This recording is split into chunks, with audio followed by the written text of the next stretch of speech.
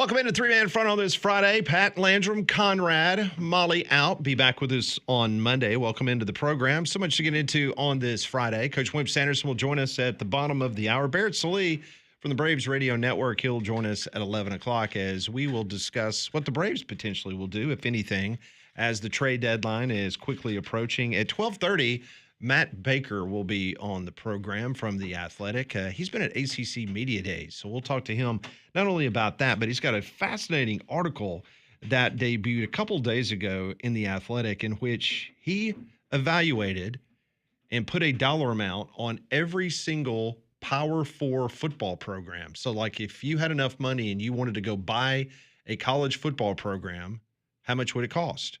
So, fascinating. And we'll get deep into the weeds with that with Matt Baker coming up later in the show. But could I buy any of them for $225? That would be a no. Okay. Not a Power 4. Gonna need a lot more toothbrushes. Isn't Cody already doing that with Texas Tech? Pretty much.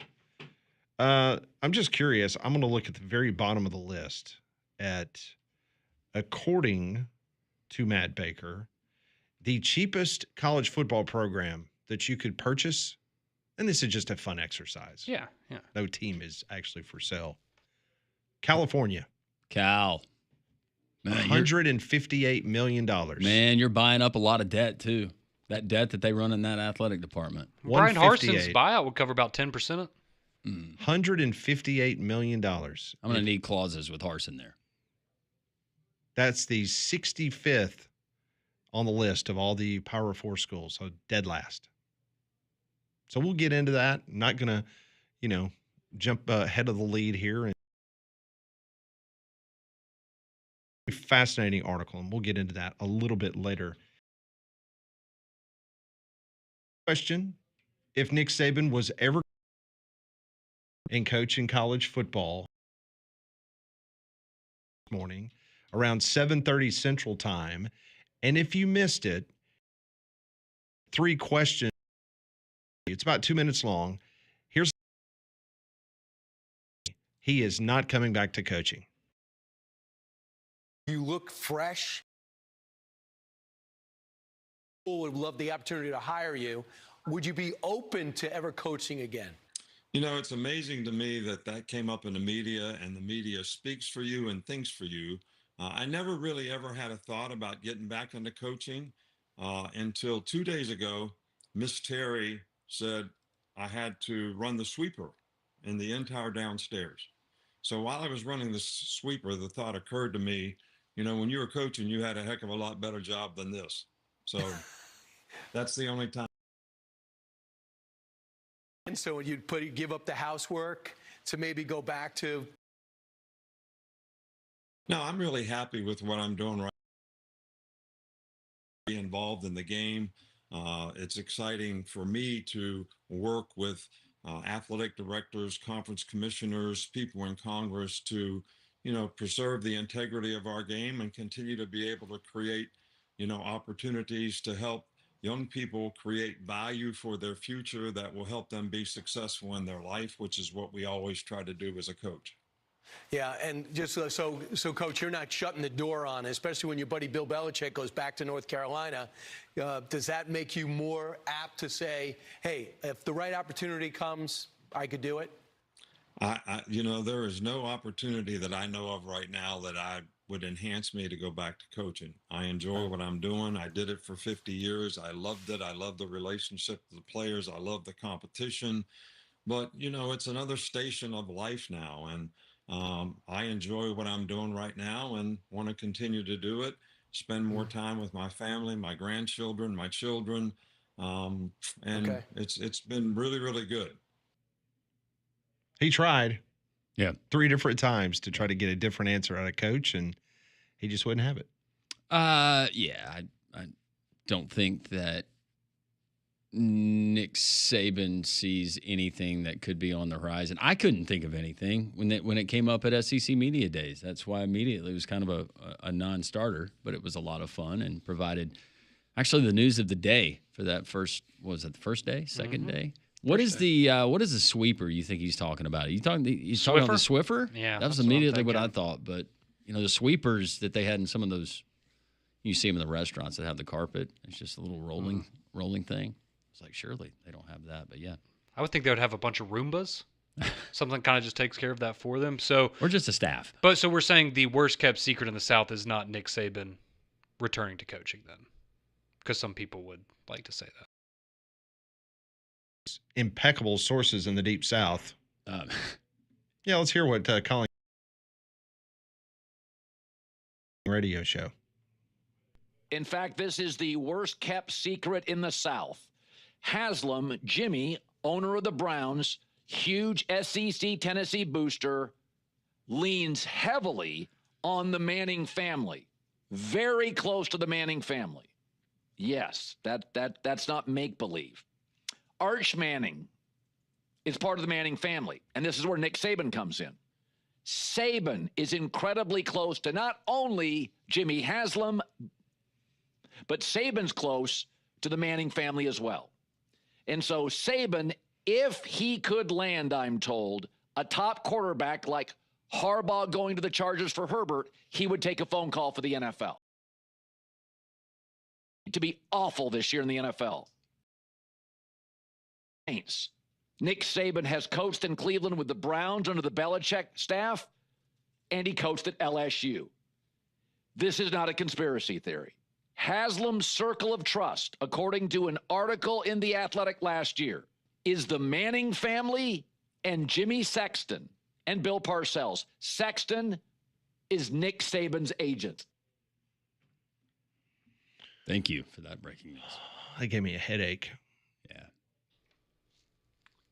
Yeah, I mean, I think first off, I mean, the insinuation that Nick Saban or Arch Manning is just going to be the superstar quarterback from the get-go in the NFL. I mean, you're comparing Harbaugh going to the Chargers and Justin Herbert, who's been a top 10 quarterback in the NFL for 5 or 6 years now, to Nick Saban taking over the Browns with Arch Manning? Are you kidding me? All right, so let's play this out. Let's play the game for a second. So Nick Saban's going to be 74 years old on Halloween Day this year, okay? So if the Browns come open, he'll be going on 75 years old if he would take over the Cleveland Browns. Well, the Cleveland Browns are probably not even going to be close to, no matter who you get in the draft, of potentially being a playoff team. No, you need pieces around whoever your quarterback is. So let's say that's at least, what do you say, a 3, 4, 5 year I mean, best case build? scenario, he's probably 77, 78 before you're really contending. Best case for scenario. anything. Yeah. Best case. But it's the Browns, so you're not ever going to contend for anything. Of course. Yeah. So Nick Saban's going to go do something that, he had Wayne Huizenga, incredible owner in Miami. He was a 500 coach in the NFL. Also, he's so close to the Manning family that Arch went to Texas.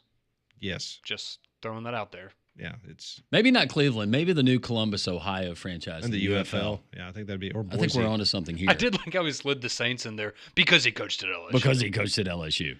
Come on, Colin. That's Come on. beyond stupid. But you heard Nick Saban. Was that a shot at Greg McElroy at the very, very beginning? How the media is speaking for him now? I think that's the person that said it.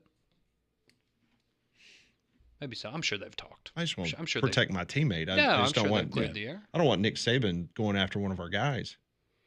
I'm just really disappointed because we were one more question away. If he had just pushed it one more question about the coaching return, we might have gotten an all-time Nick Saban freak out. I missed. He might have lost it. I missed part of that interview. At any point, did they talk politics, like Nick Saban's thoughts on ICE or maybe the Epstein files?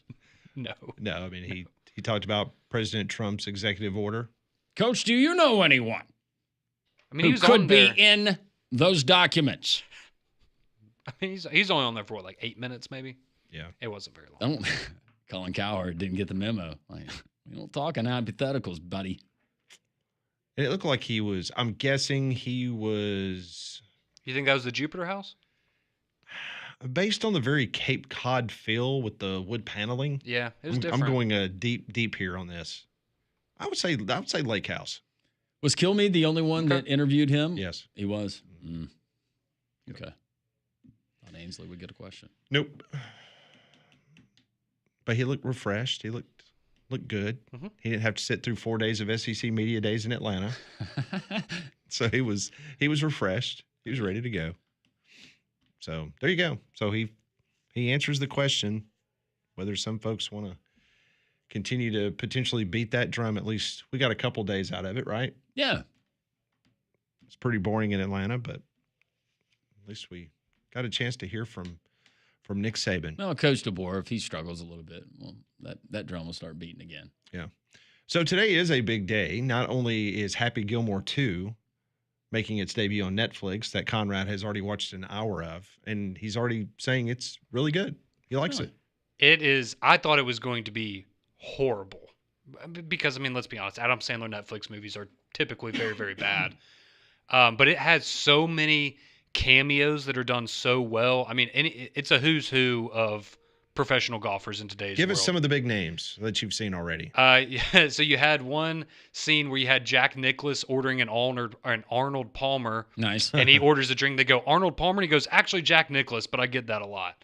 That was good. Travis Kelce has a surprisingly, not a big role in it, but he's in a number of scenes. He plays like the waiter of the golf club that they're competing at. But, I mean, you've got Scotty Scheffler in there. You've got Justin Thomas, Jordan Spieth, DeChambeau, Koepka. Literally, John Daly's like his best friend in the movie. Is Shooter McGavin? Okay. He has a pretty significant role in the movie. But I think my favorite is, so you remember Patty is, that little blonde-headed kid? Yeah. So they made his character turns out to be Will Zalatoris in real life. And so that's a big part of the movie is it's him and Will Zalatoris going back and forth. And it's like, oh, yeah, you want to be my caddy again? He's like, well, actually, I don't caddy. I was thoroughly entertained for the first hour. So I'm definitely It's an looking hour forward. and 57 minutes, right? Yeah, but it has literally every Ben Stiller's in it. Her family, is she back in it? Yes, she is. For Modern Family, yes, she is. Obviously, who else? Well, the actor that played Chubb kind of plays his role in the movie, essentially. Grandma, she's not still around, right? No, she's not still around, and the person that played his love interest in the original movie is not in this one. I was kind of confused. This isn't really a spoiler because it's in the first 2 minutes of the movie, but I think the actress you were just talking about, the mom, Julie Bowen, the mom from Modern Family, I think they actually had her take over as his wife in this movie. Yeah. But yeah, it's interesting. But you've got Margaret Qualley, Eric Andre, other actors and actresses in it too. Is it better than Cocaine Bear? Yes, and I like Cocaine Bear.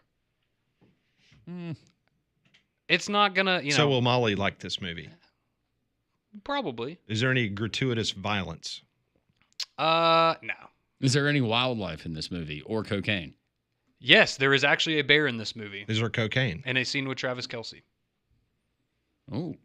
There's somebody in the movie that hates Travis Kelce, and you know how he goes to his happy place? Yeah. Happy Gilmore does? Well, the guy that hates Travis Kelce, his happy place is he ties Travis Kelce to a tree, covers him in honey, and lets a bear rip him apart. Well, that was a big spoiler alert. Yeah, All right, no more from you. That's not a big because spoiler. I wanted to watch Thanks. it. Well, that came out on Netflix, I think at 2:00 this morning. And I saw a line out in Auburn this morning because the Auburn Team Shop, today's the day that you can line up and get your Nike gear for Auburn. And What size are you, Conrad? And the line was down the street outside the Auburn Team Shop. Folks, and I'm sitting here looking at some of the pictures of some of the gear that they, now keep in mind, there was no arms are going to be, that they have available through Nike. Really good. So do they have a T-shirt? I have not seen that Is one that yet. That would sell out pretty quick. Here for all mass population there, and I've been obviously on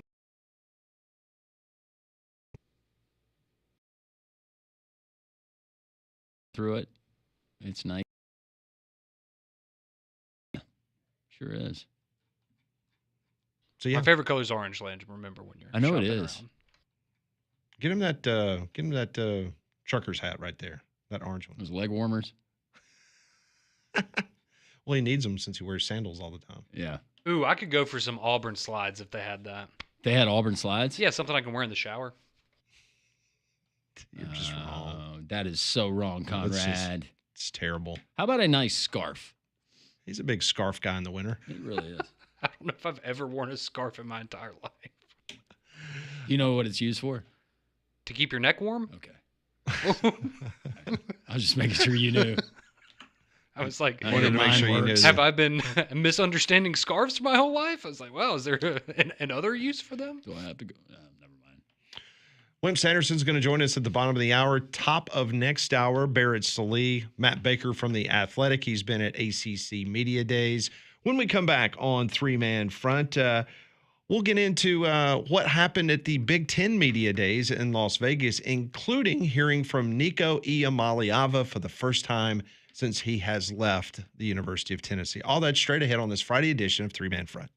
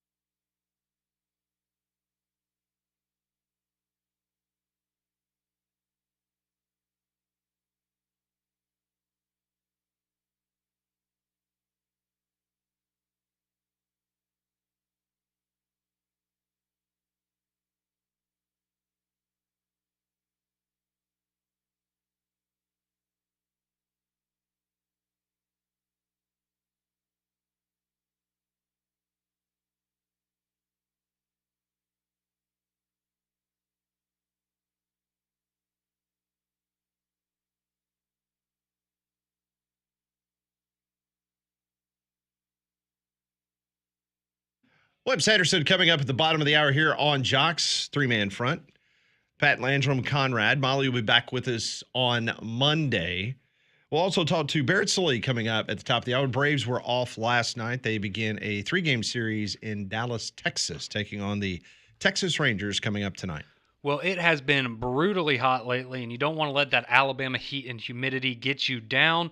And don't let it affect your home or family either. Keep them comfortable with an affordable Trane cooling system. They've been recognized now as America's most trusted brand for 11 straight years, and that's why they are our official cooling partner right here at Jox. Go find a comfort specialist near you today online at Trane.com. All right, so Big Ten Media Days in Las Vegas, Nevada, that got ready to wrap up yesterday. And for the first time, we got an opportunity to hear the former Tennessee starting quarterback, Nico Iamaleava, who transferred to the original school that he was going to go to, which was UCLA. This is what he had to say about his decision leaving, going back to Westwood. Yeah, man. I'd say that, my decision to leave was extremely hard, one of the hardest decisions that I ever had to make. But family, family was the biggest thing to me, and a lot of things about financial stuff. It was never that. It was me getting back home closer to my family and playing at the highest level with my family support. So, in our Samoan culture, we're always together, and that was a very important thing for me. Do we believe him? Do we believe that it was all family? So where did the $4 million price tag come? His family wanted some of that $4 million. So that's why it was family oriented. That's why it's for family. Yeah. It was not because he missed his family, because if I'm not mistaken, his dad was at every football game, was he not? Was the family not there? I believe so. Well, my understanding was that in addition to the money he wanted, he also wanted them to spend more money on other players. Oh, yeah. Because he didn't feel like, or I guess the family didn't feel like they had surrounded Nico with enough weapons last year.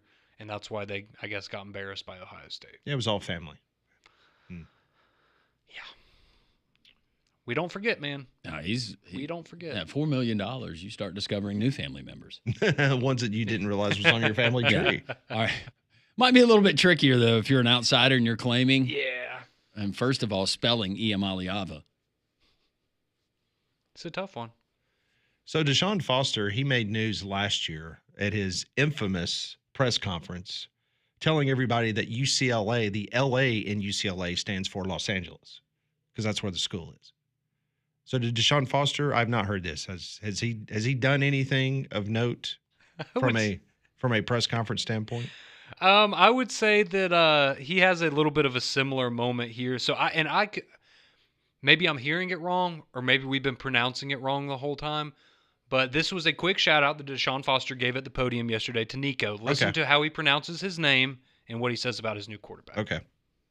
Nico Iamaleava, our sophomore quarterback from Cali. He's an elite quarterback who chose to come back home and help build something special at UCLA. All right, let me hear that again. One more time. Nico Iamaleava. Iamaleava? See, that's what I'm saying. Maybe we're pronouncing it wrong this whole time. Iamaleava. It's Iamaleava. Yeah, but he paused there in the middle. It was like, he didn't seem very confident. Do it again, Conrad. Nico Iamaleava. Okay, yeah, that's definitely different. Iamaleava. I can't even say it that way. You can't spell L.A. without Iamaleava. That's true. You can't. It's just like these. He's from Cali. Thank you. Thanks to Sean Foster. Thank you. I think we all knew that. He's tall. Thank you for the news flash. My goodness. I just love that it's like, maybe some growing pains still learning on the pronunciations with him and his little brother, because he's got two of them. Don't forget, he's got both of them. That's true. So yesterday afternoon, I guess it was, 2:45-ish, something like that. The Sports Business Journal sent out a tweet. I'll read it directly. That came out yesterday. Realignment Watch. Sources say UNC is among the schools exploring a potential move from the ACC, with the SEC as the likely target. Under Chancellor Lee Roberts and incoming AD Steve Newmark, the Tar Heels could be leading the pack alongside Clemson. This is via Inside Carolina. That's what the Sports Business Journal put out yesterday. So I immediately got on the phone, reached out to people on the ground at ACC Media Days and around the Southeastern Conference to find out what was going on with this story. The original story that came out in Inside Carolina, I'm going to quote it directly. Any such group, meaning in the ACC, interested in seeking a potential departure from the conference includes North Carolina. Multiple sources told Inside Carolina the Tar Heels even could be considered at the front of that pack alongside Clemson, sources said about the next round of realignment that's brewing. Make no mistake, multiple sources told Inside Carolina that the SEC is where the Tar Heels are aiming under the leadership of Roberts and Newmark.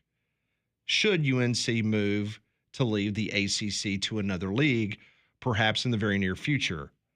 Sources said the 2030-31 school year, when the ACC's decreasing exit fees dipped to $93 million and a flat $75 million threshold, would figure to become the important final line of demarcation if the Tar Heels haven't made their departure sooner.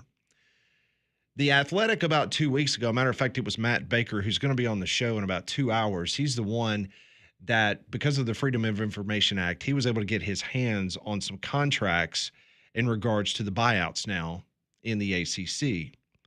If a school wanted to leave the ACC right now, it would cost you $165 million. It drops to 147 next year, 129 in 2027, 111 in 2028, and then 93 in 2029, 30 school year. And then from 2030 through 2036, it's a flat $75 million. So that's what the number Inside Carolina was talking about, that, you know, if North Carolina is looking to leave, potentially that 2030 time frame, which is 5 years from now, would be more palatable potentially. But they're also banking on Bill Belichick. They've already sold every single ticket out for North Carolina football this year. They're getting more money in an ACC television deal. And North Carolina spent nearly $1 million over the last 2 years behind the scenes. And this is another Freedom of Information Act, as WRAL television in Raleigh found the documentation of the amount of money that they spent on lawyers looking into ways that North Carolina could leave the conference. So they weren't involved in the lawsuit like Clemson and Florida State was, but it was called Carolina Blue Matters. This was the kind of the project that they had behind closed doors that they were paying these law firms to try to figure out a way, hey, how can we get out of the conference and how much is it going to cost us? So they've already put a lot of work into this. And they believe that there was one individual that I talked to that believes that within the next 2 years, there could be significant movement with North Carolina going somewhere outside of the ACC. They believe that they would be willing to go ahead and write a check and be done.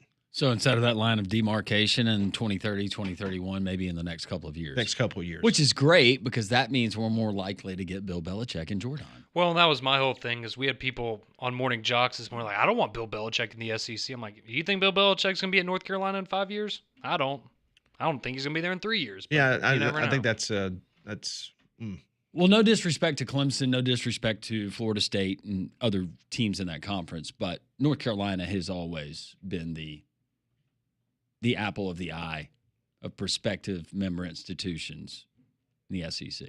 There's a lot there. So we asked the Twitter poll question today, which ACC combination would excite you the most if they join the Southeastern Conference? Is it North Carolina Clemson together? Clemson Florida State? North Carolina Miami? Or North Carolina Florida State? And right now it's very close, but Clemson Florida State at 42% of the vote, followed by North Carolina and Clemson at 35%. So those are the combinations that our listeners this morning, and it's almost 300 votes already, that's what they have said that they would like to see if an ACC combination would come to the SEC. Interesting. I'm sure South Carolina would be thrilled if Clemson made the move to the SEC. If it means more money at the end of the day, because that's what it's all about. Yeah, they got to bite the bullet. Then that's just, you know what, just call your friends out in College Station, see how they coped with it. Exactly. It's a great example. A lot of drinking. Yeah. Coach Wimp Sanderson, brought to you by Craneworks. He joins us next.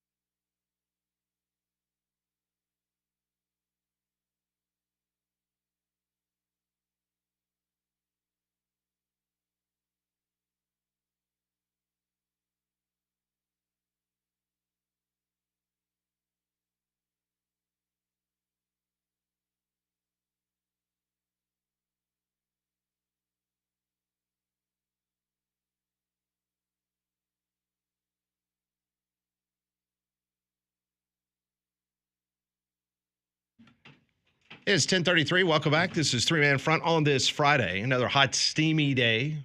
It's even going to be hotter next week. Looking forward to that. But we are looking forward, brought to you by Craneworks, talking to our good friend Wimp Sanderson each and every Friday on this program. I missed Coach Sanderson. Talked to him last week, but the week before I was gone. I miss him Monday through Thursday. I think we could probably arrange maybe talking to him. And Saturdays and Sundays as well. Yeah, pretty much. You think he enjoys this heat? I bet he's got a good saying. It's hotter than a... Mm-hmm. Well, let's find out. Brought to you by Craneworks, Coach Wimp Sanderson. Lift it, load it, grade it, grind it, move it, haul it, rig it, dig it, Craneworks, Rentalworks, yeah! The big dog's got it. Wimp Sanderson on Three Man Front is brought to you by Craneworks. Lift it, buy it, rent it. The big dog's got it. And now, Wimp Sanderson.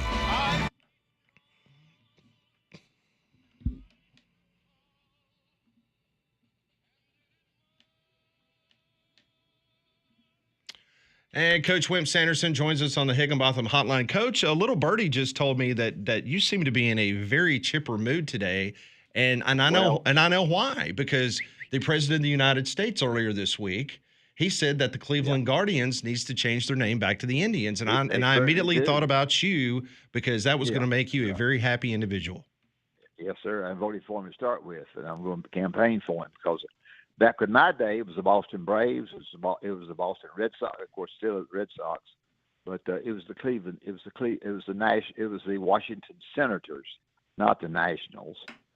So you guys and you have in Boston, you have an Atlanta Brave guy on who's great, but Atlanta doesn't like Birmingham. They don't like Alabama. So that's what I get on my family about that, because they all love the Braves and I don't. Yeah, so what is that, Landrum? So Would you like anyway. to rebuttal Coach Sanderson about Atlanta not Yeah, liking you want to Alabama? rebuttal about that? Huh? They don't like Atlanta Alabama. doesn't They don't like Alabama? No, they do not. I'm telling you, they do not. You brag on them. They like our daughter-in-law money. brag on them. They like our money when we come spend it. I've never been turned of away. course, they don't have to like you and get your money, Goober. Well, I know. I know that. You know what? Yeah, Birmingham, Goober. we missed our opportunity, Coach. We missed our opportunity. We were going to be the Atlanta. And then somebody screwed that up. It was the Ford dealership, over the Ford plant, right? The Ford manufacturing plant, something like that. I thought it was alcohol Yeah, sales on Sunday. was it? That ain't no good. No. What else? We don't Well, know. let me tell you something. You know, here's what's happened to me. Of course, most of you know that I had a tragedy at home. My wife died. So I've moved to Tuscaloosa. Mm-hmm. In the process of moving, I uncovered a lot of letters that people wrote me. Some wrote me about myself from Toomer's Corner. I'm not going to read them today. It's a kind of long letters, but they cut my guts out. Sonny Smith and Gene Bartow and I, back then, y'all weren't even born, wrote letters, wrote articles for the paper. I really worked on mine, wrote a long article. Sonny couldn't read and write. He tried to get somebody to help him. And Gene Bartow, I'm sure he had a tie on when he wrote his, because he wanted to dress up. So anyway, I've got 2 or 3 of those letters. I also have a letter from Mrs. Bryant about some games. I told you about our game. It was handwritten. You can very, very good. So the next 2 or 3 weeks will be kind of. Are y'all going to be there? Or are y'all going to be taking vacation? No, we're vacation's done, Coach. We are here for the duration. Really? Yes, we are here for the rest of time Through the Super Bowl. Anyway, yes. I'm out the first. Next week I'll read one letter. If it doesn't go over people don't like it, then I won't read them anymore. So, but because sometimes I forget that I'm the only old guy in the world. Everybody else is young. So anyway, not only did the president do that, he got messed with the NIL. There's no use. Everybody wants to be sure about all the players being working at their schools and making money. And what's going to happen if you try to explain that, and I can't. It changed tomorrow. It changes every 15 minutes. The NIL stuff, it just changes all the time. So it's not a whole lot to talk about. I think football's hurting because of too many changes. Y'all thoughts on that? Over it. I'm over it, Coach. Over the lawsuits. Yep. Can't decide on a format. It seems like every day it's white noise. Yeah, I can't understand. It's too complicated to me. Well, I know I don't ever have much time on this show, so I don't have anything really going on. LSU, coach at LSU called Clemson Death Valley Junior. Yes. I love it. And That's that great. means that LSU is the real Death Valley and Clemson is a junior. And that will get Clemson more ready to play. Just like this goober running his mouth at Florida State will get him ready to play. Mental to physical, what 3 is. If you're ready to play mentally, if you're ready to do things mentally, if you guys are really ready to go mentally on the show, you'll have a better show. If your mental is the physical, what 3 is, and you'll play harder and you'll tackle better. If you got a mad on for that guy who's got the ball. It's not the same in golf, though. Golf, No. the more you think, nope, don't Exactly think. right. No swing thoughts, muscle memory, hit the ball. The other problem you got with that is that you can't do anything about your opponent. That's true. If you're playing basketball or football, you might can do something about your opponent. You might can tackle them, or you might defend them defensively in basketball. In golf, you can't do a cotton picking thing about that. No. If you're playing great and I'm playing poorly, or whoever's playing and they win the tournament, it's because they won it and you lost. You didn't do anything to keep them from winning it. They just won it on their own. So I don't know what else we need to talk about. What about North Carolina coming to the SEC? You like that? Yeah. You like North that idea? Carolina, when they're not, it'll be 17, and what they'd have to do to bring Duke, it'd be 18. We're sitting here now with the SEC and the Big Ten against each other. That's the talk of all our radio stuff and our TV stuff. ACC's gone down the drain. North Carolina will be good. They'll be good for what they did because they named a coach. I'll tell you, the coach at Duke, who's at A&M now, they did a very good job. They didn't have a name, but he did a good job. This one is supposedly going to do well, and he's got a name, and that name made him, as one of y'all mentioned, sold out everything. So name bearing gets you in the stands to see your team play. The first game of the season, y'all, you can play a bad team the first game of your season because people want to come and see your team if you're an Auburn or an Alabama and go win that first game. LSU at Clemson is a tough game, I think, and of course Ohio State is going to be a booger. And Florida State and Alabama is Gus Malzahn has done a good job in running things that bothered Alabama when he was there. Did he recruit well? Just so. Did they still get criticism? Yes, he got criticism, but he did a lot of good things against Alabama. Beat them some, almost beat them several times. Can he take a quarterback that runs his mouth and get him to play to the abilities to beat Alabama? I don't know. I'm just jumping around. But the other factor is, and I think I said this on some show, is that when they took the players to the media day, I thought he took three guys that were really, really good players and also good characters. I think what you have there at Alabama is a good character program, and I think they're going to be a good program. Now they lost two games that they should have won probably. You got to be ready to play mentally, as I said, when it's time for you to play. And they weren't in that game, those two games, I guess. But I think as far as leaning on one another, if you get beat in a game and being part of it, I think they've got that. I think that's I was there when Ray Perkins took over from Coach Bryant. I know all about that. Quite different.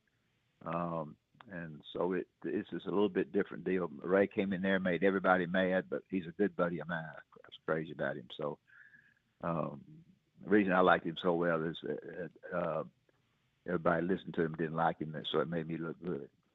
So, Coach, before we let you go, do you have any vinegar tips? One of our listeners is texting. Well, I've got some vinegar tips coming. Okay.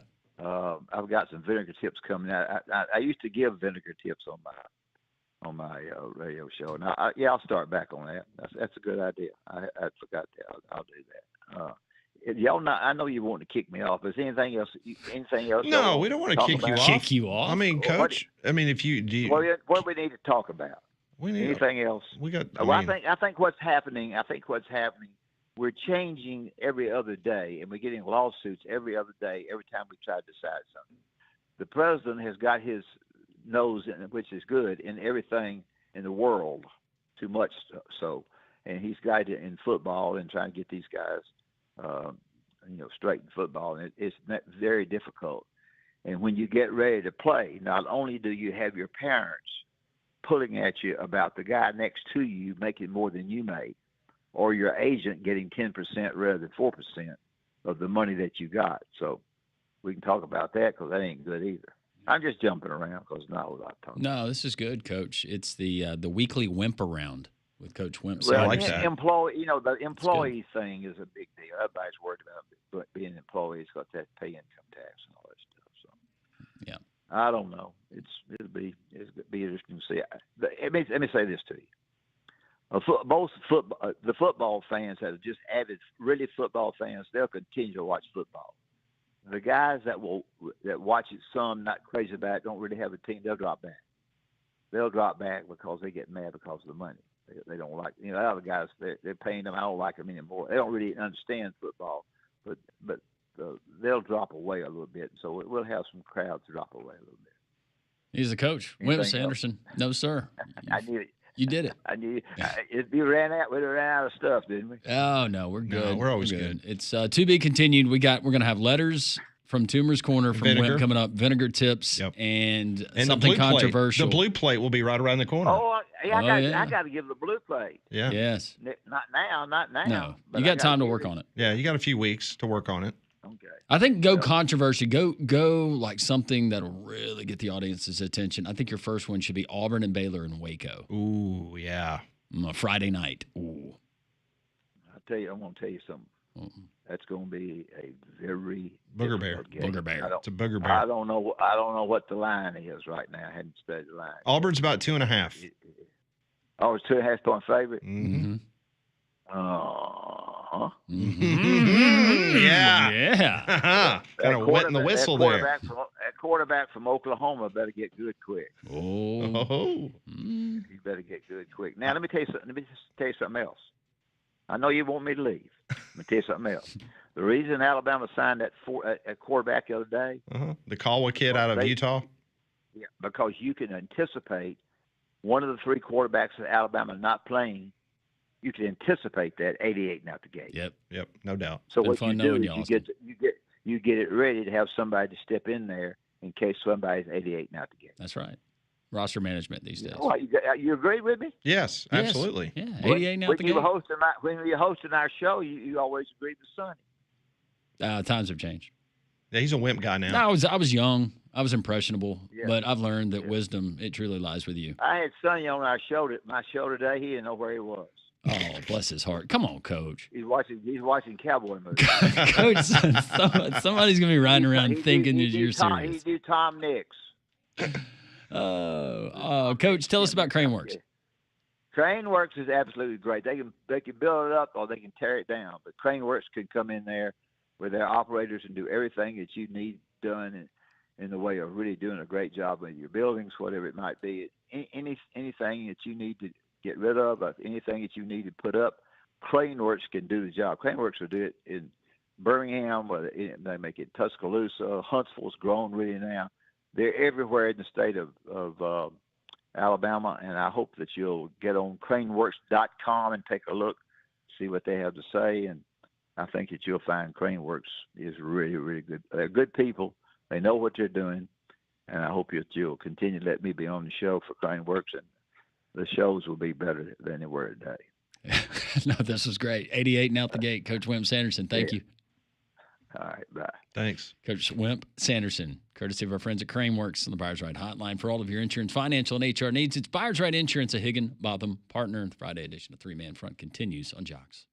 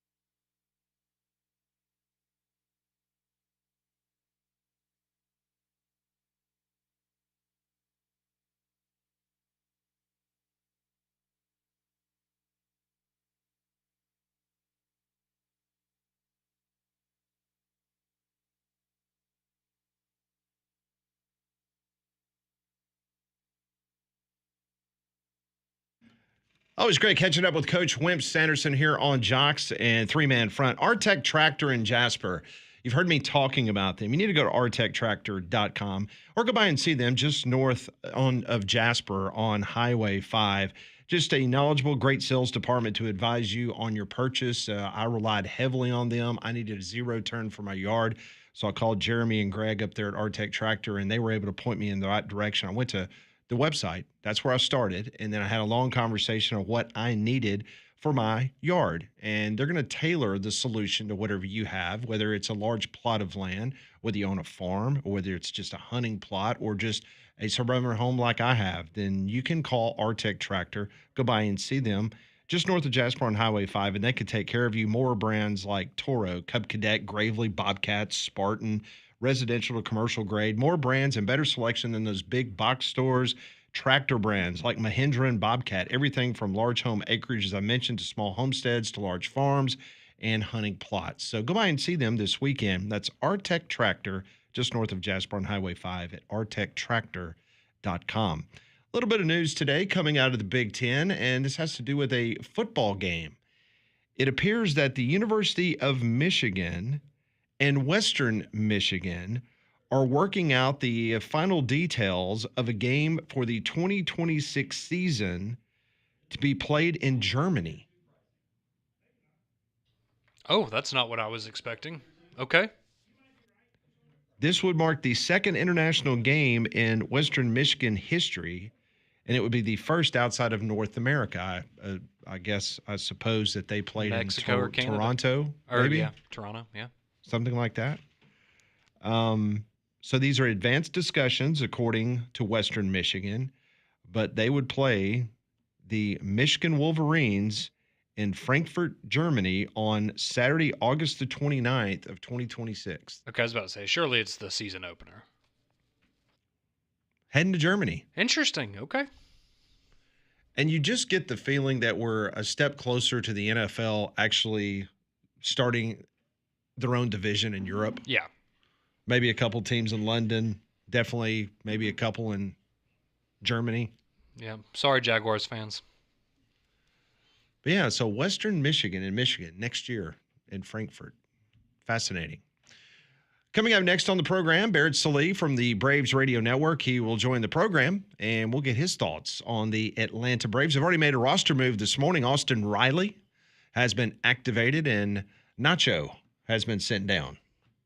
Back to the minors. I thought he did a nice job at third base. Not your time yet. Not your time. I like that. Good play on words. Don't you sigh, Conrad. Barrett is next here on the program.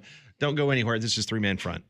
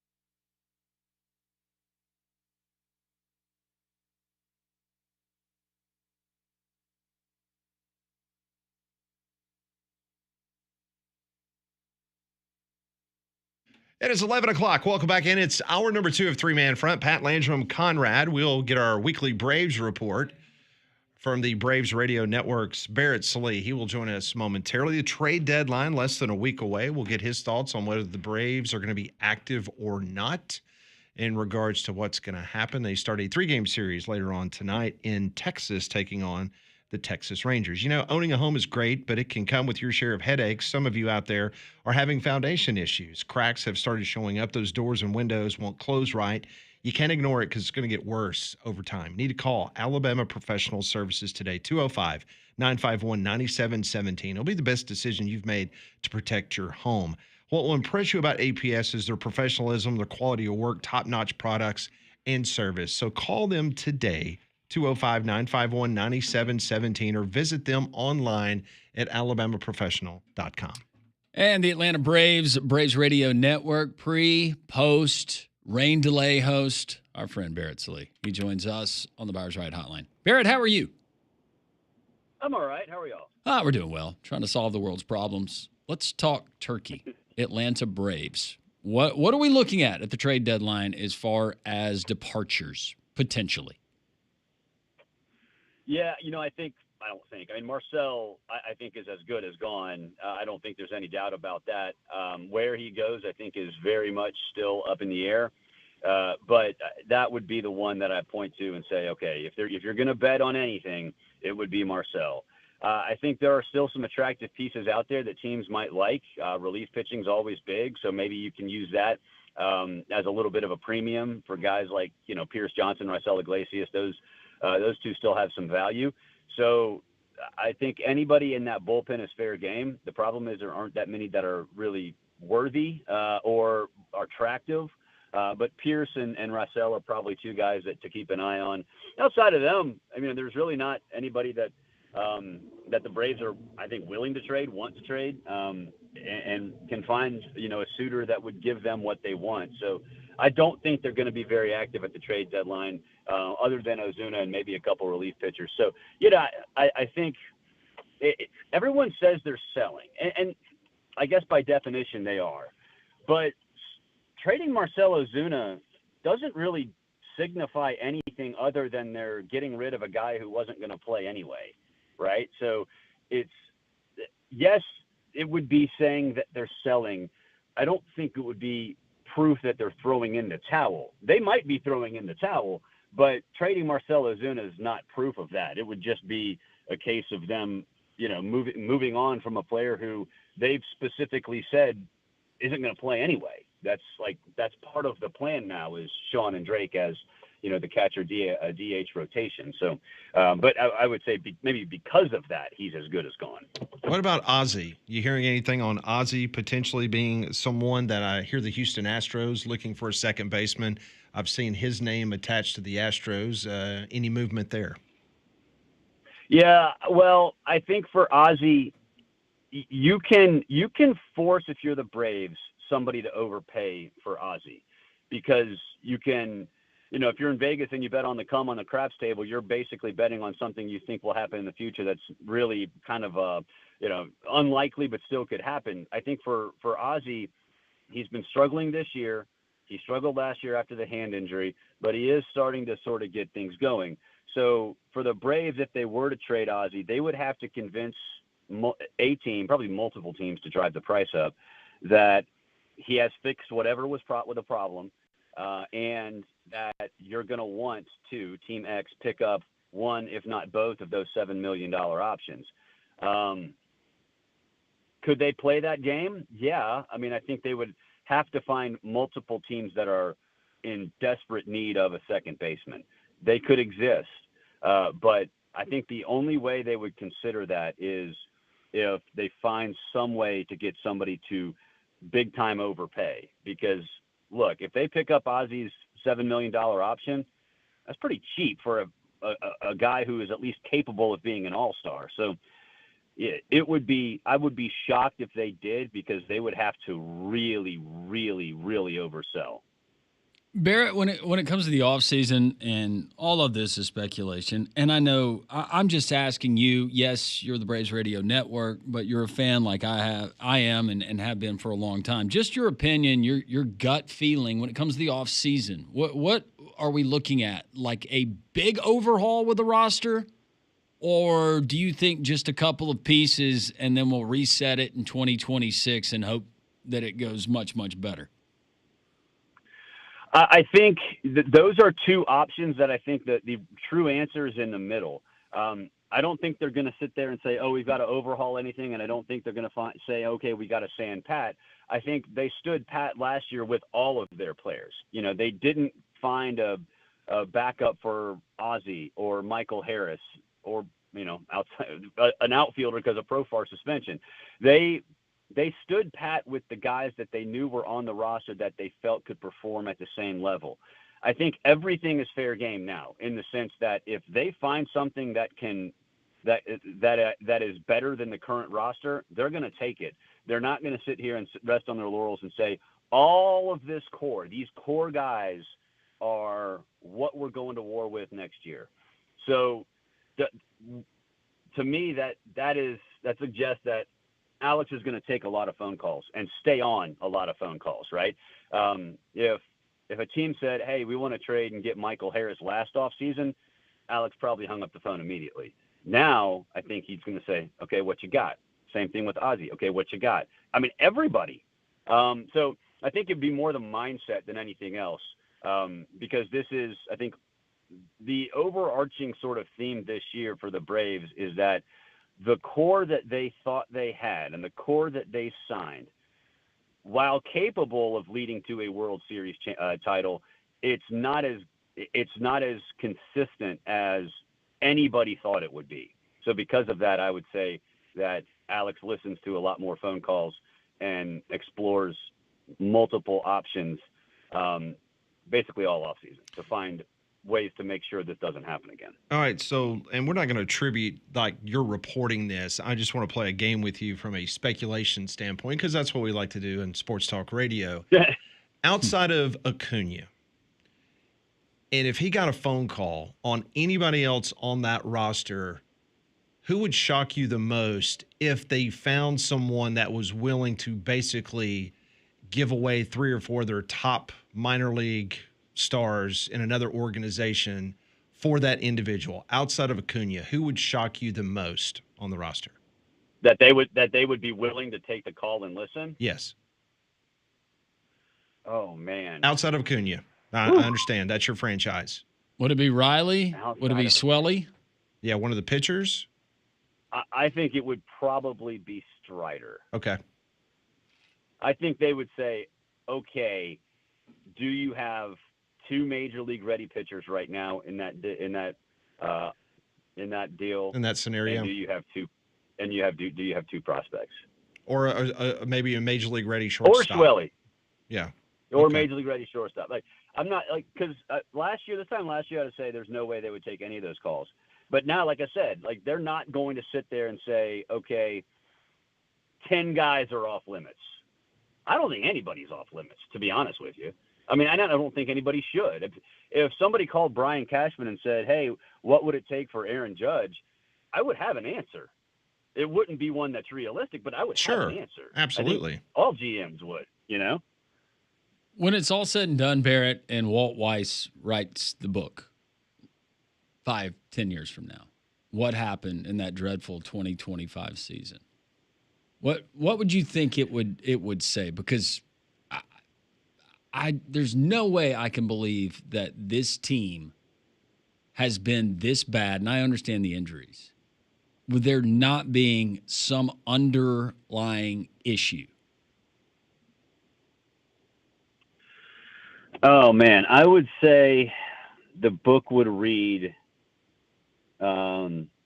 maybe like Unfulfilled Promises or something like that would be the title.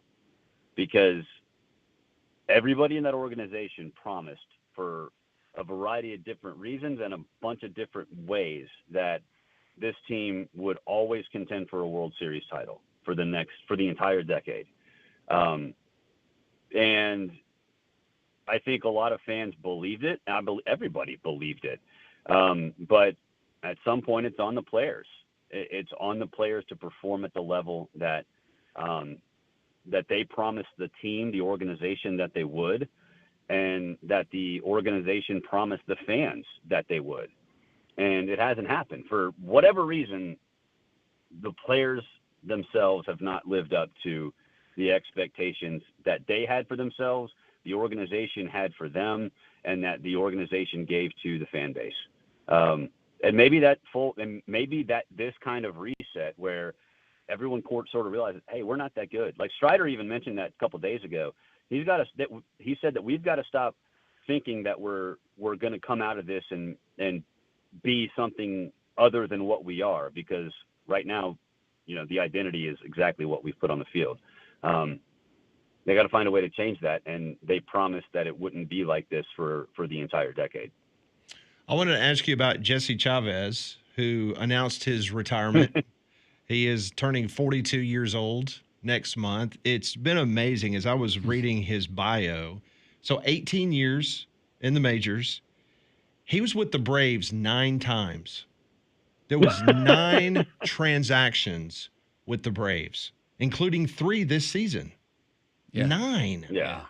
But the beautiful part about it, Barrett, is that he finished his Brave career with a 3.30 ERA. Now, I know he has not had a very good year this year when he's, taken to the rubber for the Braves. But, man, he's got to be a bullpen really coach. Good, man. You got to add him to the staff. Yeah. Yeah. Yeah. I mean, look, I don't throw around Braves legend all that much, and I'm not going to throw it around with Jesse Chavez. But Jesse Chavez, when you think about him and his time as a Brave, you have to think of him as one of the most unique players this franchise has ever had, for a lot of different reasons. One, he was a successful pitcher, like you said. But 2, I mean, and players will tell you, he was a big part of multiple years in which they had success off the field, in the bullpen, talking to the players, in the clubhouse. He was an important part of that. He was special to a lot of individuals, and certainly the team as a whole, multiple different years. So, it's for Jesse, he'll always be remembered as a Brave more than anything else. And I think Braves fans, it sort of became a running joke. Hey, when are we going to sign Jesse Chavez again? That was reality, but it also kind of shows just how good he was and how much he meant to the franchise, because they kept going to that well, and he kept succeeding for the most part up until this year when things kind of tailed off a little bit. Braves taking on the Rangers on the road this weekend. Here's to, I will say, just not getting swept, right? That's where we are. Turnaround can still happen, Landon. The turnaround can still happen. Okay. So you're saying there's a chance. Always a chance. Maybe it's a Lloyd Christmas chance, but it's out there. Lloyd Swami's Christmas got the girl. Samsonite. Yeah. Hey, look, Lloyd Christmas got the girl. He did get the girl. Yeah. That was, what's her name? Holly. Lauren Holly back in the day. Mary Samsonite. Yeah, she ended up marrying Jim Carrey. Mm-hmm. Very short time. She did. Yeah. In the movie and in real life. They were together when he filmed The Truman Show down on 38. Were they really? Yeah, she made him stop drinking wine one night. Get to meet him. Yeah. He had a little too much. Really? Yeah. Not as funny when he's really, really drunk.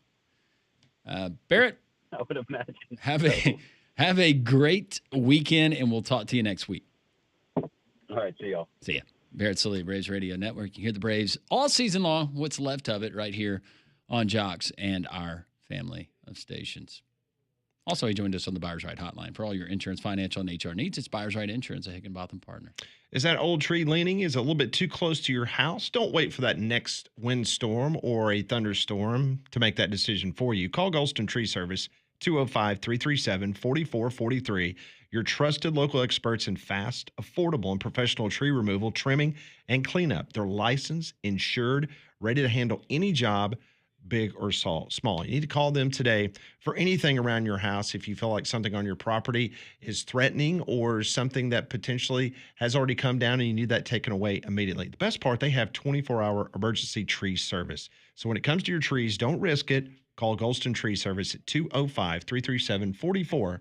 43. We continue the conversation, the discussion concerning North Carolina. Future member of the SEC sooner rather than later. We'll get to it. Three-man front on this Friday on Jox.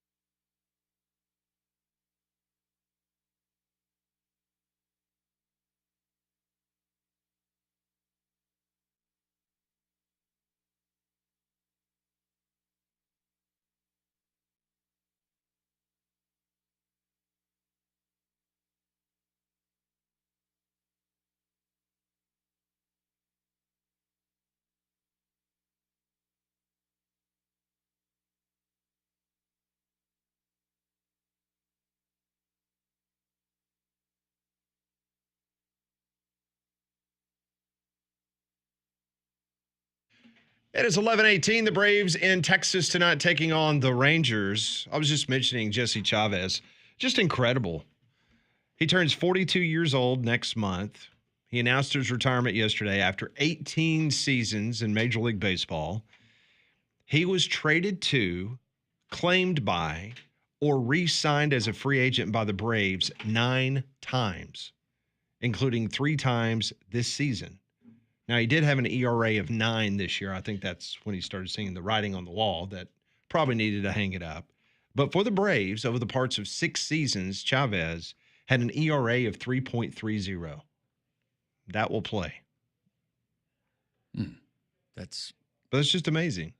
On the transaction wire, the Braves had signed him 9 different times. I remember a video of him tearing up and crying when he came back, and I think it was around that World Series run. I just can't decide if it's more impressive that he's played for the Braves 9 individual times or if he's done that 3 times this season alone. I think that might be more impressive that he had 3 stints with the Braves just this year. But it's like Barrett said. I mean, wild. to continue to go to the well for him, that just tells you, just like the Braves have with, Duvall? Duvall, yeah. Mm-hmm. Soler twice, right? You Yep. traded for Soler, and Yep. then you got him again.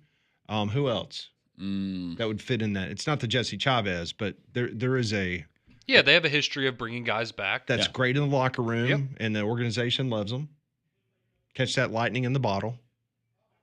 No, I agree. I think he'd be a great addition to the staff, somewhere. You'd find a spot for a guy like that. Yeah. Manager? Who knows? Maybe. Never know. I'm just saying. I think that. Could it really be any worse? Well, I don't know if Snit is fluent in Spanish, but pretty sure that Jesse Chavez is. I would love to hear Snitker try to speak Spanish. I could do an impression. It's not going to go well. No, it's not. Just like it wouldn't if he did it. No. How about our friends at Dobbs Ford right there on Parkway East? I was actually just out at Dobbs Ford this morning right before they opened and checking out that great inventory and the selection you're going to find at Dobbs Ford. It's Alabama's largest showroom selection. And right now you get the Ford employee pricing, which is always nice. You pay what the employees pay, and also 90 days until your first payment. It's DobbsFordBirmingham.com. The Goshen family, wonderful managing partners, husband and wife, and the entire team that they have there.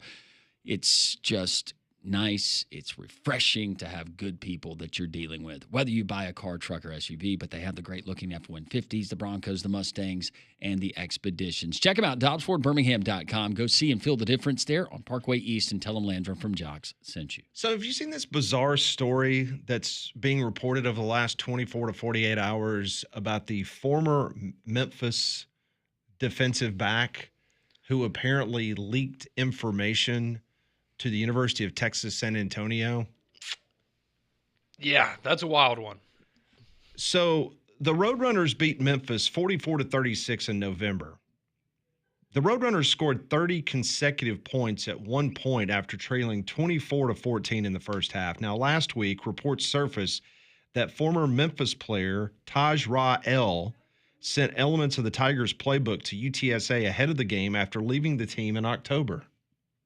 So he leaves the team, but he sends the playbook on to UTSA. On Thursday, On3 posted screenshots of a conversation between Ra-El, who had transferred to Purdue this offseason after spending the 2024 season with Memphis, and it was between him and UTSA starting quarterback Owen McCown. The screenshot showed a photo of Memphis's signals. Far left is coverages. I'll send you a better list showing you the call, Ra-El wrote. But they run quarters none of the safeties can cover, by the way. That was in the text. I think he also threw in there like, hey, if I hear that they change any of this stuff before the game, I'll let you know so y'all aren't getting confused. If I was a Memphis player, we'd be throwing hands. Well, I'd be hunting you down and we'd be throwing hands. Not to mention the fact that you got the whole gambling aspect. Yeah, I was going to think that hands, you might be missing hands by the time it's all said and done, or just missing. So UTSA coach Jeff Traylor said his quarterback receiving leaked playbook information from a former Memphis player had no bearing whatsoever on the outcome of the team's game last year. Jeff. Have to imagine it helped a little bit. Jeff, come on, man. Come on, Jeff. Are you kidding me? Then why are we holding up big dry erase boards and towels and have 3 different decoys? Come on, coach. Come on. Not saying you couldn't have beaten them, but I also love that he's not denying that it happened. He's just saying it had no bearing. It didn't help us win, but it totally happened. Does it disclose the relationship between McCown? So what do you do if you're McCown in that situation and a guy starts texting you stuff and volunteering you information? Yeah. Well, first off, you got to say, okay, are they trying to use reverse psychology on me? Okay, that would be our first thought as skeptics. That would be mine. Yeah. I'd be like, come on. Yeah. No, this is All right, really so doing this? what is this? Is this a setup? Is this a coach? Like maybe they're looking for moles? But then you find out old buddy's been kicked off the team at Memphis, and you go, all right, this might have some legs. Disgruntled employee. Well, listen, he went even further. He said that he told McCown, who's the starting quarterback for the Roadrunners, that their starting safety at Memphis, Cortland Marsh, had an injured hamstring, and Marsh ended up not playing in the game against UTSA. So he was giving him injury information. Nice. Traylor said today at American Media Days that he spends each day with McCown and the Roadrunners quarterbacks, but for the first time he heard of the playbook information was when the story surfaced earlier this month. Okay, what I was going to ask was, if you're McCown, do you let your coaches know before the game? I think you have to. Yeah. You do, don't you? I just want to know what Dad thinks, because you know who his dad is. Former NFL quarterback Josh McCown. So I'm like, what, wonder what that conversation's like. So Traylor went on today at American Media Days. He says the stuff he sent him didn't make any sense, so he didn't tell me. He was just being nice to his buddy. It got blown out of context, in my opinion. End of quote from Traylor. Now, they were teammates in high school. That's the relationship. Oh, okay. I missed that. They were in high school in Charlotte together at Myers Park High School. McCown said Friday, first and foremost, I didn't ask for any of that information. The information was completely irrelevant. I don't know if it's relevant, but. Now, Rael's management team, Prestige Pro Sports, released a statement calling the incident a difficult period for all involved. No kidding. Yeah. You want to know what team he'll be playing for this upcoming year? Purdue. Well, well, you would have a pretty good indication early in that game if what he gave you was accurate. Oh yeah, no, you would know within the first drive or two. I would think of, all right, this is legit. Let's keep. We can roll with this. Now, towards the end of last week, before these screenshots came out, Traylor, he was at a Texas high school convention, and he said that the early reports that he had Memphis's playbook was asinine. And he said today that he stands behind those comments. While simultaneously saying it had no impact on the game, which means that he was aware of it. Correct. Memphis coach God. Memphis coach Ryan Silverfield said the two, talking about him and Traylor, they seated across from each other at dinner on Thursday for American coaches. They spoke about the issue earlier this week, Silverfield said. Quoting Silverfield, we have respect for each other and agreed it's in our best interests, regardless of what happened, to move on.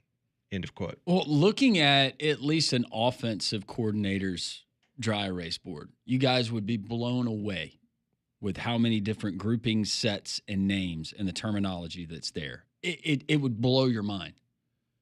So if we got that information without a diagram of the play and it just had rip, slot, razor, left, whatever, we would probably have a really tough time deciphering it. But those guys, they don't. They can pick it up and just replace. Yes. Yeah, rip was red.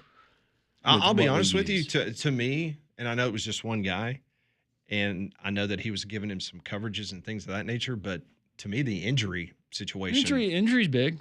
I mean, you would. Oh yeah, hey, go pick on this guy. Well, the whole game. Yep. Yeah, and if it was not noticeable,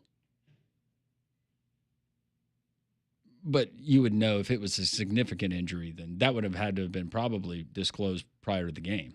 And from a Vegas perspective, that would have been pulled off the board. There would have been warnings. There would have been warnings all over the place. Like that. I mean, especially the fact that UTSA scored 30 consecutive points in that football game. That's where this, even if it had no bearing, that's where everybody's going to be calling BS. Yep. 30 consecutive points. You reel off 30 straight against that team? Yeah.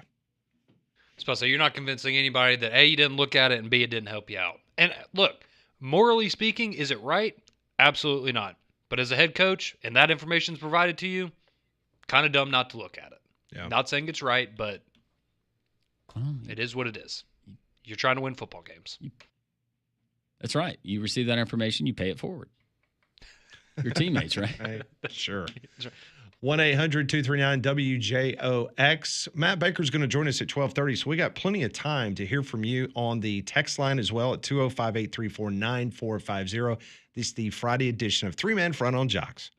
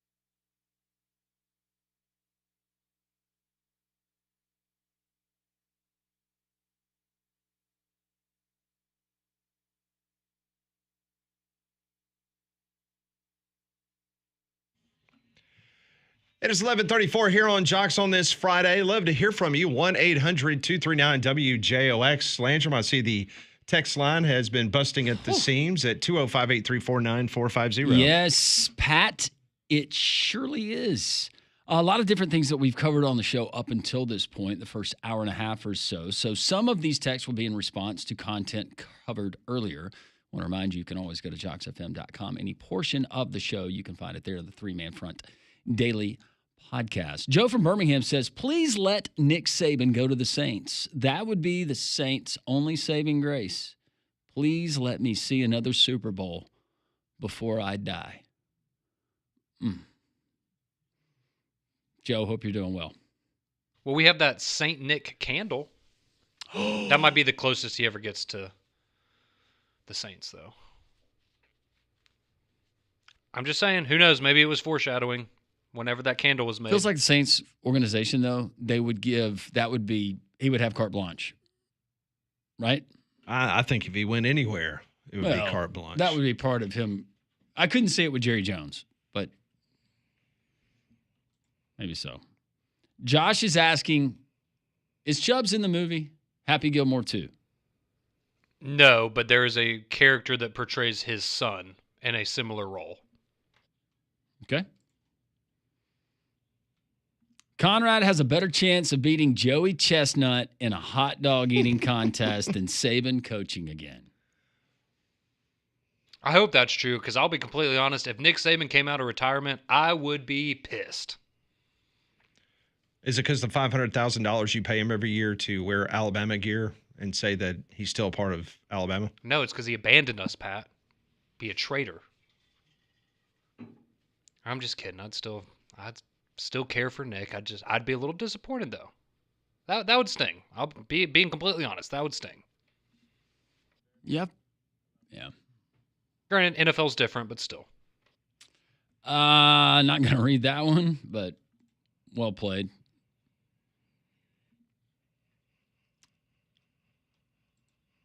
Going back to scarves, the Auburn Nike store.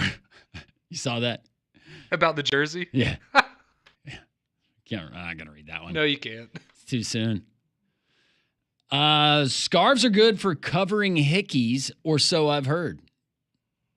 Conrad did say that he knew he never worn a scarf, but he thought he knew what they were for. Is that where we get dickies? Maybe. Disguising a hickey? Dickie? Maybe. Ooh, I'd never thought about that before, maybe. I thought you were supposed to put a cold spoon up to your neck, and that helped him go away. Just throwing that out there. Maybe a concealer. Or a turtleneck. That matches your skin pigment.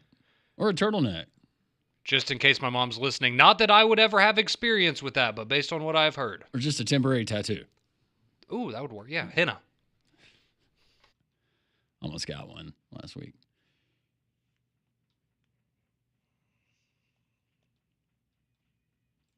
Drake says we don't need Florida State in the SEC.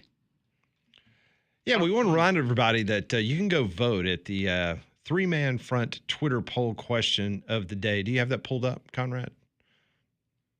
I will in just a second. But yeah, so our question of the day, we asked you, who would you want to see? It's pairings of schools that you would like to see join the SEC, potentially if expansion of the SEC is on the table. And so our question, which ACC combination would excite you the most if they join the Southeastern Conference? Your options, North Carolina and Clemson, Clemson and Florida State, North Carolina and Miami, or North Carolina and Florida State. And right now, Clemson FSU pairing still winning with 43% of the vote. UNC Clemson in second with 35%. And then UNC Miami and UNC FSU essentially neck and neck in last. That is stemming off the story yesterday from Inside Carolina that North Carolina, over the course of the last few years, they have spent in the upwards of $750,000 in attorney's fees, in which they have been looking into ways in which they could potentially leave the conference earlier if necessary. And one of the main lawyers at UNC that was helping them look behind the scenes what they could do to leave is one of the main attorneys that also helped architect the Clemson and Florida State lawsuits from last year. That he was on the side of the ACC, but he's the one that helped write the language for them to come to terms to everybody agree to disagree. And now he's working for North Carolina? Well, he's been North Carolina the whole time. Okay, gotcha. He was part of the ACC's, I guess, the executive board or whatever the case may be. But gotcha. Yeah, he's been very pivotal in North Carolina's behind-the-scenes work, not only with what's going on with Clemson and Florida State, but also the rewriting of what is now being deemed, I guess, financially able in about 4 or 5 years for them to leave. So. Dave in Hoover says Landrum, the clothing line Dickies came from a colonel by the name of E.E. Dickey. Sorry, but nice try. I even thought you might be onto something. This is Dave in Hoover. Thank you, Dave. That can't just be a coincidence, though. It's too good of a coincidence. JJ said, speaking of disguising hickeys, I had a buddy a long time ago when he would step out, he'd get one on his neck. He would immediately go to the tattoo shop, get a pair of lips tattooed over it. He had 3 at the time I knew him, LOL. Wouldn't that just draw more attention and questions? I guess not if you're a tat guy. I mean, yeah. If it works, it works. Pizza Larry said that the sharing of information from former Memphis player to UTSA quarterback made him think of Mike Leach accidentally, air quotes, dropping his play script before a game with Texas. It's a great story. Forgot about that. And Drake says toothpaste, Conrad, will help it go away. The hickey, not a spoon. Okay. Never heard that before. Okay. Keep the text rolling in, 205-834-9450. We have a trade in Major League Baseball. Does it involve my we, team? we need a sounder. We need like a Major League Baseball, like some type of sounder. How about just a play ball? Or maybe the old ESPN. Baseball Tonight. Okay. That would be a good one. And Does his last name start with an S? It does, and it also involves the Mets. No, don't. I'm just going to tell you Mets and Soto. Oh, okay, that's fine. As long as it's not Suarez, I'm fine. Soto can do whatever he wants. So we are. So you were thinking Suarez? No, it's not. Yeah. I was thinking Suarez was going to the Mets. No, this is the Mets and a player named Soto. Oh, okay. It's not Juan Soto. The Mets have acquired DeSoto Caverns? Gregory Soto from the Baltimore Orioles. Right-handed pitcher Wellington Aracena, who is part of the Mets' top prospects, and right-handed pitcher Cameron Foster goes to Baltimore. I got you all excited there. Why does he do that? You thought Suarez was about to be a Yankee, didn't you? I did. Word is that the Mariners are about to. For Eugenia? Mm-hmm. Yeah. He'd be a nice addition. They would. He's quite good. He's having quite the year. Yeah, for Landrum's fantasy baseball team. He was not. And hopefully my team in reality soon. Yeah. I thought you'd be excited. Soto, Mets. You didn't bite. I knew what you were up to. No, there's no. Now, if he kept playing the way he did the first month of the season, maybe I would have bought it. Buyer's remorse? Yeah. Go ahead and get rid of it now? Yeah. All right, we will continue with your text messages, your phone calls. Matt Baker will join the show in about 45 minutes.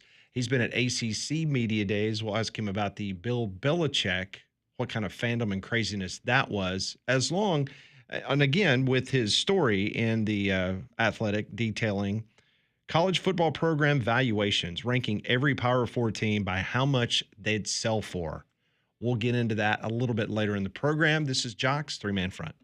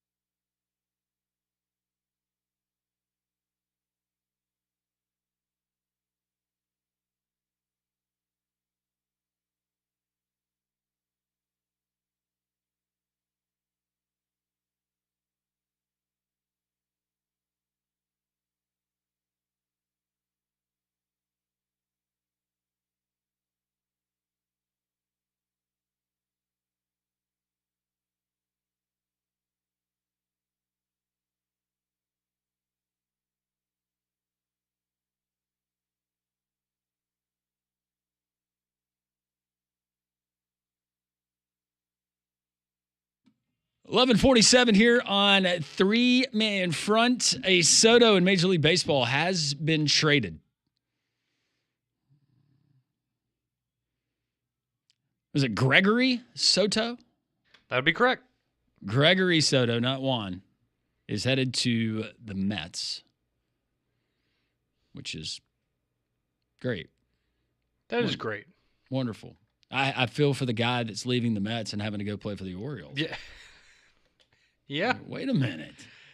Yeah, that would be a tough postseason adjustment. plans. Well, now you can book that trip to Cabo. Or wherever else you decide to spend your In a beautiful your ballpark off-season. you get to hang out in.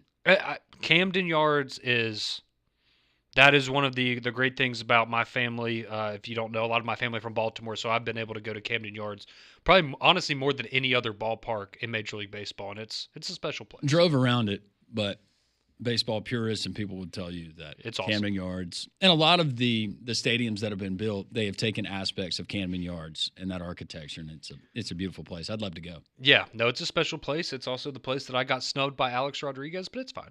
Oh wait, you got to. Well, I was a kid, and you know, always remember those. I will. Well, so we had, because I mean, A-Rod is my favorite baseball player of all. He's my favorite athlete of all time. Not, you know, whether he's a great person personally, whatever.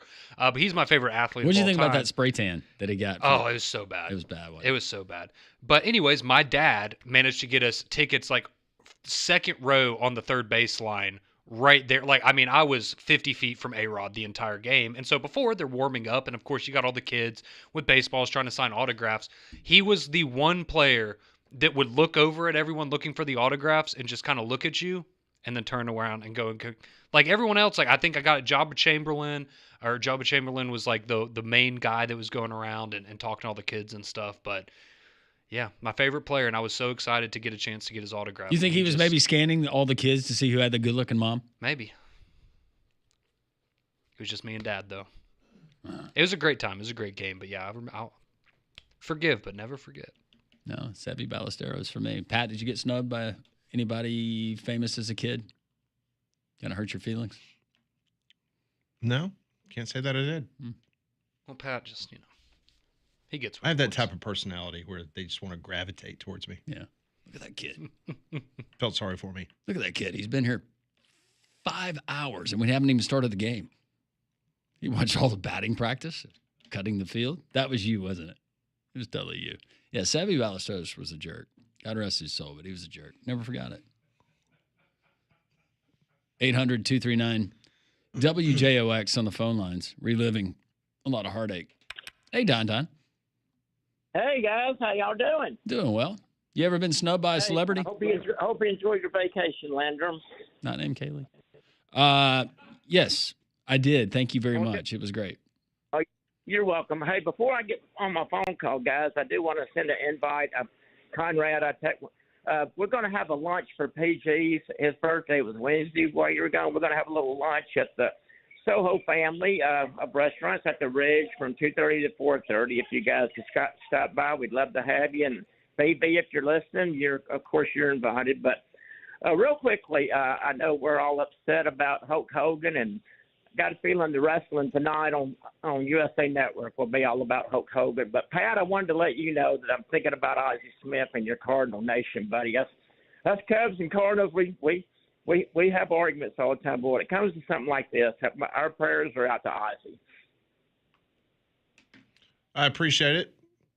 Appreciate it very much. But guys, you're welcome, sir. You're very welcome. But hey, what do y'all with the Trump's decision yesterday? What do y'all? I mean, I don't know if you've noticed or not, but Auburn's kind of changed their tone, and we got another announcement tomorrow. It's between me and FSU Dave for an offensive lineman by the name of Deron Parks. Of course, Dave thinks that FSU is going to get him, and us Auburn people think we're going to get him. But a good ball player. And how much do you think this is going to change things, guys?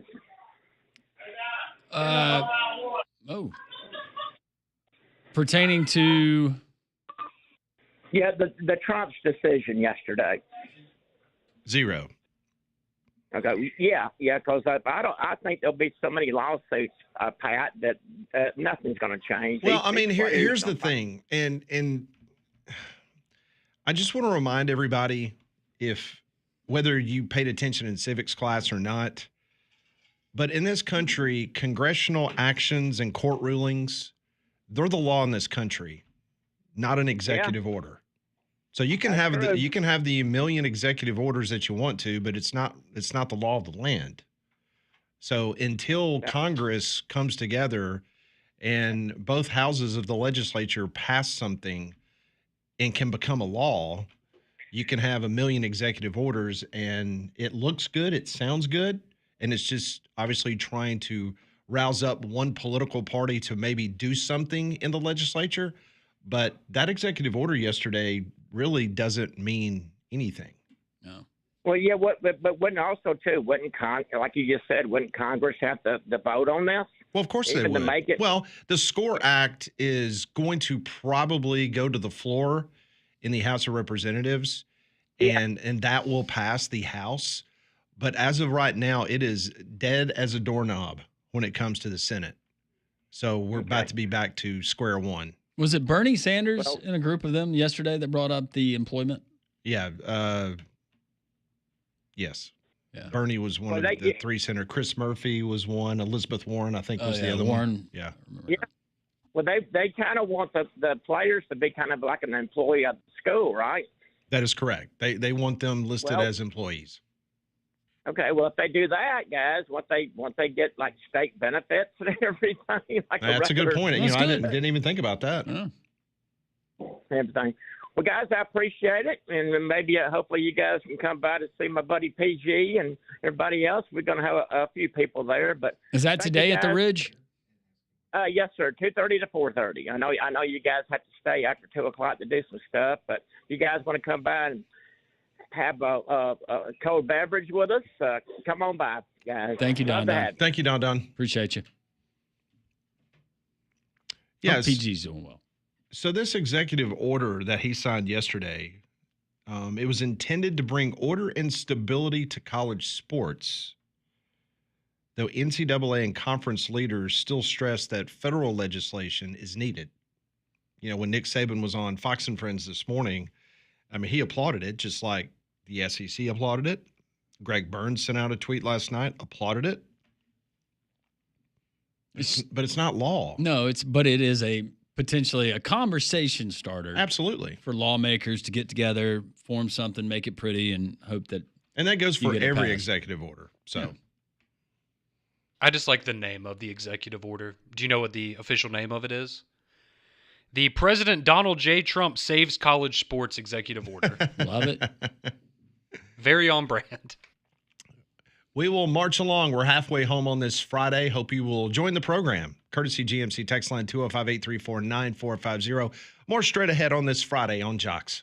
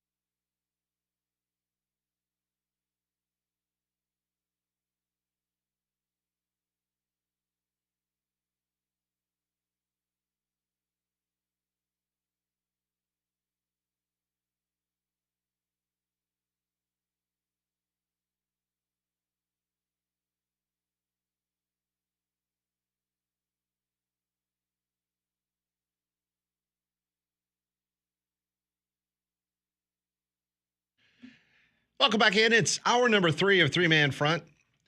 Dimitri Ravanos is typically on this program at noon on Fridays. He's in Greece. He'll be back with us next week. What role is he playing? I think he's playing the role of John Travolta. Mm-hmm. But he's good at that. Yeah, he's real good. Hair slicked back, wearing that leather jacket. Mm-hmm.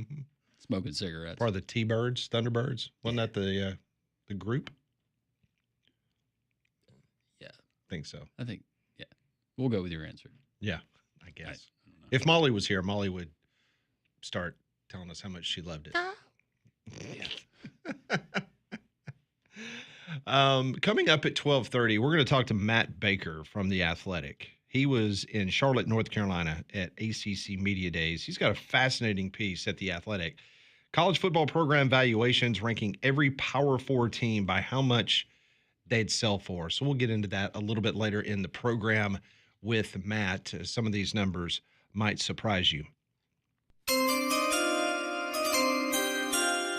That sound signifies that there has been a commitment, a verbal commitment somewhere in the Southeastern Conference.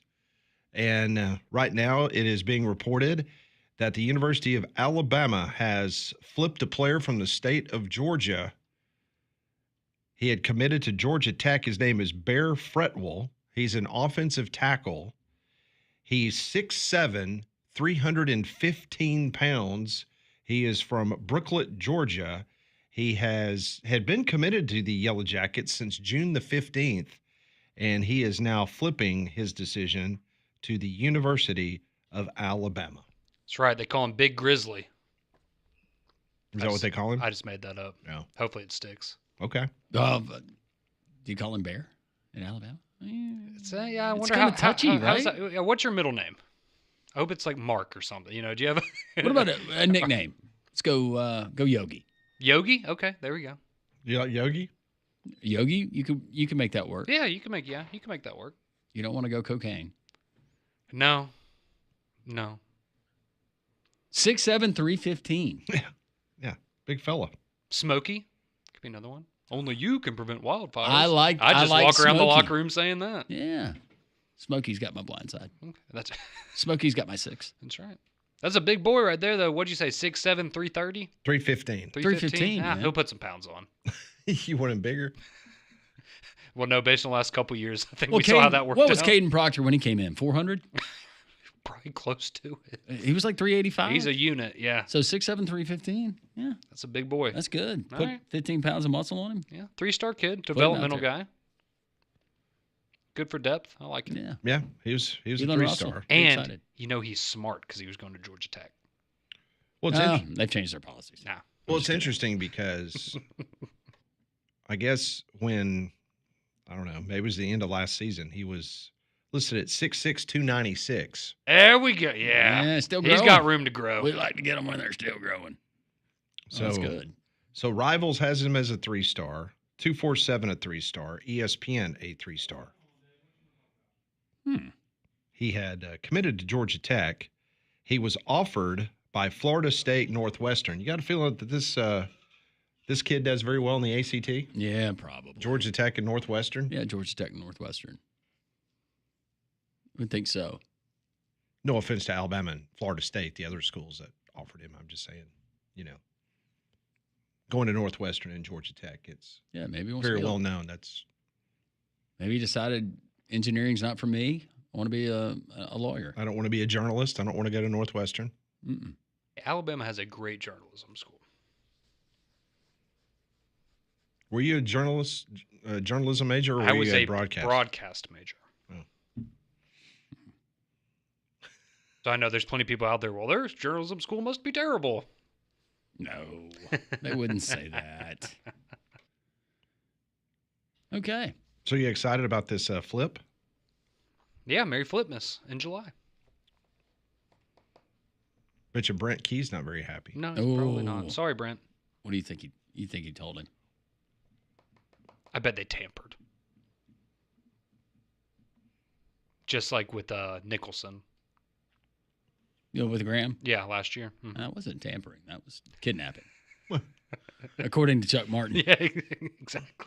So you remember yesterday we were talking about how it seems like there's a little bit of cracked alliance inside the Big Ten about Tony Petitti. Yeah.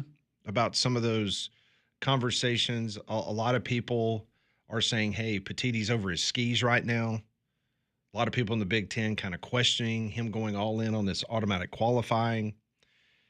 Stuart Mandel, who we have been extremely critical of on this program at times, writer from The Athletic, he wrote a piece this morning. I'm gonna read a couple of things that he wrote in regards to the Big Ten and Tony Petitti. He says, we can all agree that the mighty SEC has not been the mighty SEC the past couple of years. First, Michigan against Alabama, then Ohio State against Tennessee and Texas proved that in the playoff.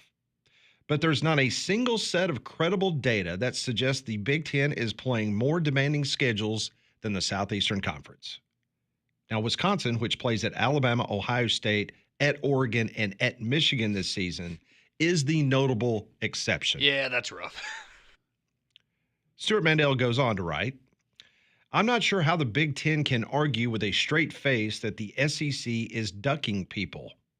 Not when those past two national title teams, the 2023 Michigan and 2024 Ohio State teams, did not play a single Power 5 foe between them. Not when 2025 preseason title favorite Penn State is playing Nevada, FIU, and Villanova. He goes on to write, Petitti, the successor of Kevin Warren, began his job in May of 2023. Less than 3 months in, the Pac-12 imploded after USC and UCLA joined the Big Ten. The conference then threw Oregon and Washington a lifeline. Suddenly, the Big Ten had 18 mouths to feed, many with realistic national championship aspirations. Suddenly, a 12-team CFP, which had not even been launched yet, already felt too small for the Big Ten. Meanwhile, it's no secret that entry holds the most influence over Petitti's entity, Fox. It is an unusual arrangement. The Big Ten Network, not the conference itself, controls the media rights. Fox owns 61% of the Big Ten Network. And to my knowledge, by the way, I believe the SEC and ESPN is a 50-50 direct split, where it's 61% Fox owns the Big Ten Network. Mandel says, and Fox badly wants a bigger piece of college football's postseason than its lone current property, the Holiday Bowl. ESPN has the CFP tied up for another 7 years, so those proposed Big Ten play-in games would both provide Fox and or its sub-licensees, CBS and NBC, with more inventory while putting more cash in the coffers of Big Ten members. This helps explain why Petitti talks about a reimagined, watered-down championship Saturday as if he's delivering water to the Mojave Desert. That's a good line. The problem is his friends in the SEC haven't gravitated to it. The two parties share equal control of the post-2025 CFP format. That's why these interminable discussions, which began in February 2024, remain at an impasse. A business that fundamentally changes a cherished product despite no apparent demand for it will struggle to gain support of its customers. Petitti also said this week, after Mandel asked him that question, if you remember, about the poll question. Yeah, we got a little chippy. Yeah. Where he got a little chippy. He also, in a post interview with someone, says that Coke does not do any research before they make product decisions. Right. Yeah. So Mandel goes on. That's why they try new products all the time. And he goes on to mention the fact, of course, me and Lance remember this, when Coke changed the formula and they brought in new Coke, which was a complete disaster. So now they're kind of talking about Petitti being kind of the new Coke, trying to bring about change in the college football playoff. And I think this is my favorite thing that Stuart Mandel has written. I agree. Oh, yeah, this is great. Since pre-pandemic. I mean, that's shot. At least 2019. Yeah. Mm-hmm. The Mojave Desert line is great. This is another good one. A college football version of an NBA play-in tournament would be beneficial for an Illinois football team. So he's basically talking about how it would be the equivalent of an NBA play-in tournament. But that's the reality of it. It doesn't benefit Ohio State and Michigan, just like it wouldn't benefit Georgia, Texas, Alabama, LSU most years in the SEC. He was talking about all the coaches that ran their mouth this week. I'm just trying to paraphrase the rest of the article. He's taking shots at the Signettis and Bielemas and people like that. He says, my sense is that the coaches cared less about the actual format than its potential to whip those cowards in the SEC into line. One after another lamented that the SEC refuses to join them in the land of a 9-game league schedules, knowing a 4 AQ model may finally push them over the edge. Meanwhile, you have James Franklin openly acknowledging that the Big Ten deciding to add that 9th conference game might be the worst decision they have ever made in the history of that conference. But we should all play ball with them because they say so. Yeah, this was the quote that Patini gave. He says, do you think Coke polls the public when it makes changes it thinks are good for its business? Have you ever heard of a focus group before? Yeah, that made no sense whatsoever. Petitti's feeling it. I heard on Paul's show yesterday, Paul said that he went on a radio show in Columbus, Ohio, and the Ohio State people not happy at all with Tony Petitti. And that's probably because Tony Petitti wrote a letter to the NCAA that says that all needs to be forgiven and Michigan has paid enough for their sins.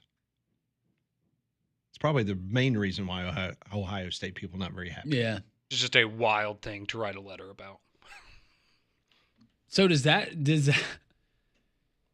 so what you're hearing this week at Big Ten, or what you're hearing coming out of the Big Ten, does that sound like a conference that is holding the torch and leading all of college athletics?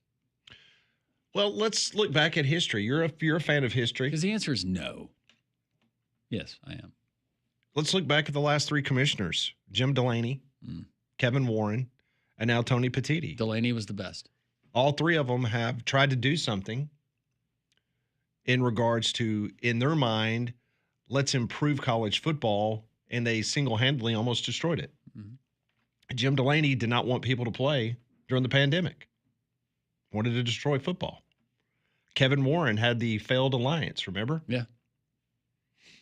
And now you got Tony Petitti that wants basically college football to be the NFL. He said this week that a 6-3 football team should have every right to go to the college football playoff. Which, as we looked at last year, that would have meant that in his eyes, Iowa was deserving of a spot in the college football playoff. Very much so. If you got a thought on that, we'd love to hear from you. 205-834-9450, the courtesy GMC text line. And the phone number here is 1-800-239-WJOX.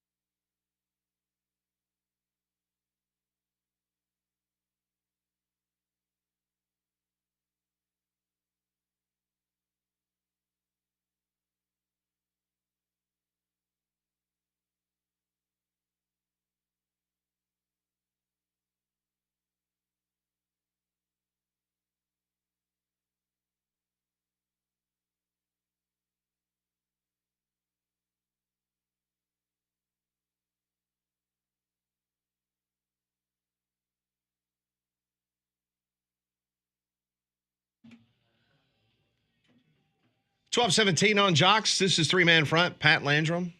Molly is off today. She'll be back with us on Monday. Conrad Van Order. Here alive and well. Playing the hits. You like Boston? I love the group. Not the baseball team? I like the sound. I've never been to Boston. It's one of the cities that I'd still like to go, and just so much history there. Beans. Tea. Yeah. Parties. Ben Affleck. There you go. And Matt Damon. Mm-hmm. Mark Wahlberg. Donuts. Cheers. Tom Brady. P-Town. P-Town. It's like Boston sneezed. Now you're gonna be gone in about a week or so. Is this your P-Town trip? Maybe. Do you have a separate? Here it's great this time of year. Do you have separate luggage for your rollerblades? Those are my carry-on. You'll see me rolling down the concourse. Gate 14B. Can you point me in the right direction? Thank you.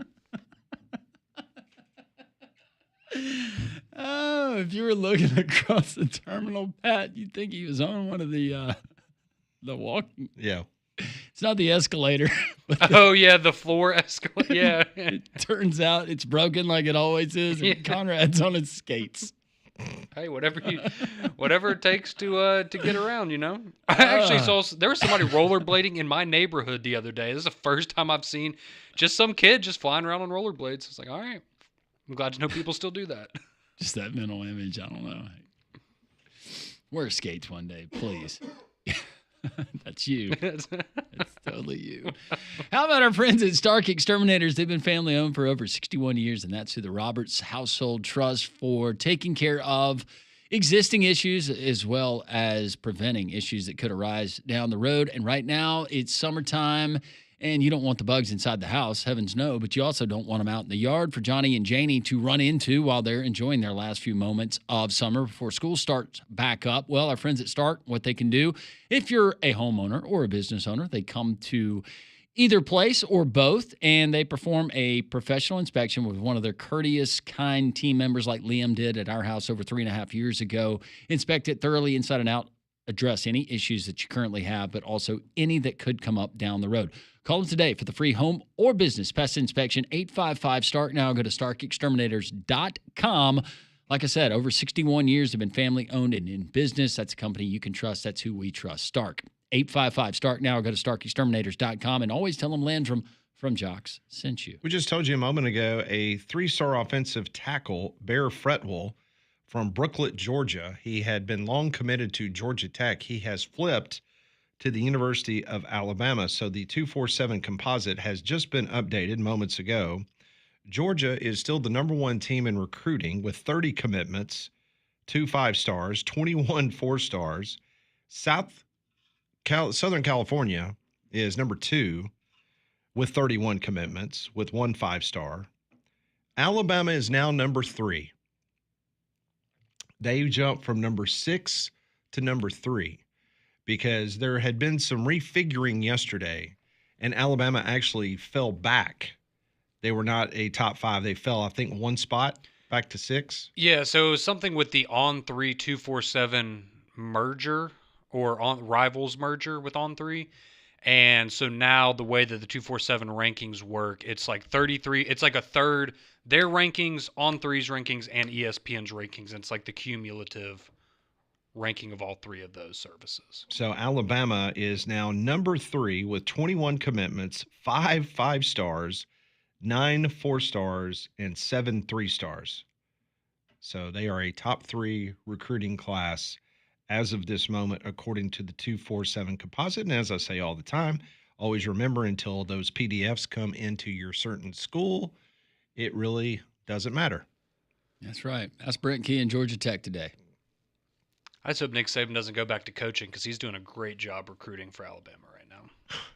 Auburn is currently 70th. Oh. Is that their highest, or is that just going from one service? Or is that composite? That's the 247 composite. So that's, yeah. Well, maybe they're in the 60s with another one. Well, Don said keep your eyes peeled this weekend. Maybe some good news for Auburn fans. I'll set an alert on my phone. As you should. Let's go to Dave. He's in Hoover. Hey, Dave. Yeah, well, Alabama's probably going to end up number one when it's all said and done with those 5 5-stars. They start throwing some more 4s in there, but I like the way you look at the listing there, and you'll have somebody that's like 5th or 6th, and they've got like 18 3-stars and 0 5-stars and 4 4-stars. It's, in a lot of ways, it's all about numbers. So at the end of the day, I think Alabama's got a real good chance of being at the very top when it's all said and done. But the reason I called is you were talking about an autograph earlier. In '98, I was out in Arizona. I took my 18 and over team out there to play in the World Series, and the Braves and the Diamondbacks were playing in the playoffs. Well, my shortstop has a duffel bag full of Rawlings National League baseballs. So we win the World Series on Friday. We got a couple of us, we go back early, 3 of us. We're on the plane. We're all scattered. I'm at first row, right at first class. I'm looking Frank Robinson sitting there. I walk back to the back of the plane and tell Mulberry, the shortstop, I said, hey, Frank Robinson's in first class. That he was freaking out. I said, just calm down. We'll get him at the baggage claim. So we get down there. We're standing there. He opens up the bag. He gives me a Sharpie and a baseball. He goes, hey, Coach, you mind getting this signed? I'm like, dude, you're 25 years old. Sign it yourself. I said, come on, man. I'm nervous to remember. Level. Absolutely. Frank Robinson over there to remember. Level. Absolutely. Frank Rob over there was a me. I'm there. I said, "Here he goes." He signs. Balls you got now. And left. He goes, "Not." He said, "Only because Dave, since he's." You have him sign it yourself. Nice. But he's actually a lot of fun and a really nice guy, which I'm glad I got to see that because I'd always heard he was not a nice guy. He wasn't a pleasant guy. Enjoy the show, guys. Thank you, Dave. Thanks, Dave. All right. Appreciate it very much. Going back to recruiting rankings, I see that On3 / I guess Rivals now has Auburn 55th, Auburn fans. So you got that to hopefully improve on if whoever that young man is that's making the decision between Auburn and Florida State comes to this weekend. So coming up in just a couple minutes, we're going to talk to Matt Baker, a frequent guest on this program from The Athletic. He was at ACC Football Media Days. We'll talk to him about that, but he has got a fascinating piece out in which he basically went through every Power 4 team and through different metrics, and it's a fun exercise. It basically, they're treating schools like Notre Dame and Alabama like if they were the Los Angeles Lakers or another professional franchise. Like, what would it cost if they were for sale? And coming in at number 1 was the Texas Longhorns. If someone wanted to buy the Texas Longhorn football team, not the athletic department, just the football team, it would cost you $2.38 billion. Man. To own the Texas football team. Coming in at number 2 was the Georgia Bulldogs at $1.92 billion. At 3 was Ohio State. 4 was Notre Dame at $1.85 billion. Michigan was 5th at $1.83 billion. And coming in as the 3rd highest valued SEC football team and number 6 in all of college football is the University of Alabama. $1.74 billion. Followed in by Oklahoma, USC, Tennessee, LSU, Penn State, Florida. Auburn comes in as the 8th most valuable SEC football program, valued at $1.06 billion. And Auburn is the last team in the Power 4 that is worth at least $1 billion, according to Matt Baker. So what was the Texas number again? $2.38 billion. So it's a little less than if you combined Alabama and Auburn. Mm-hmm. That's wild, though. A little bit surprised that Notre Dame was not higher. Was not second, maybe even first. I'm surprised that Georgia was number 2. I was too. So, I mean, you figured it would be them, and we knew Texas would be at the top. But, yeah, I thought Notre Dame, Ohio State, Michigan maybe would be number 2. That's really interesting. Yep. According to his rough math and the way that they came up with the criteria for the Athletic, Texas, Georgia, Ohio State, Notre Dame, Michigan's top 5. Alabama 6, Oklahoma 7, USC 8, Tennessee 9, LSU 10. Sorry, where was A&M? Texas A&M was the 9th ranked SEC school, 2 behind Auburn at number 13 at $973 million. That's surprising to me. Which way? I would have thought it had been more. Oh, okay. So, I asked Matt about CEO, how much Nick Saban's departure from Alabama maybe hurt their valuation a little bit? Yeah. Probably a little bit. So basically, if you're an SEC or Big Ten school, part of the criteria that they used is a multiplier, like depending on how much football revenue you bring in, then you multiply that times what conference you're in. And the Big Ten and the SEC is like a 13-time multiplier because the football revenue for Alabama was like $133 million. Then you multiply that plus all the other things, facilities and everything else. So you could own Alabama's football program for $1.74 billion. Call Cody. Tim Cook could do the funniest thing ever if he wanted to. I'm just saying. Just saying.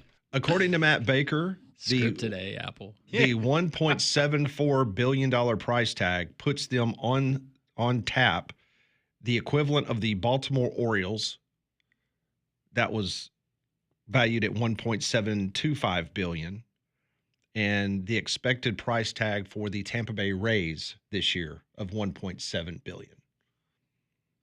So Alabama is the equivalent of the Baltimore Orioles or the Tampa Bay Rays from a franchise value in football. Who's around $1 billion? Let me see what they say.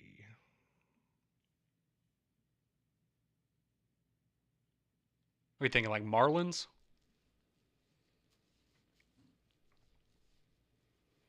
I was going to say Rockies, but I feel like with where they're located, maybe that helps them out. Yeah.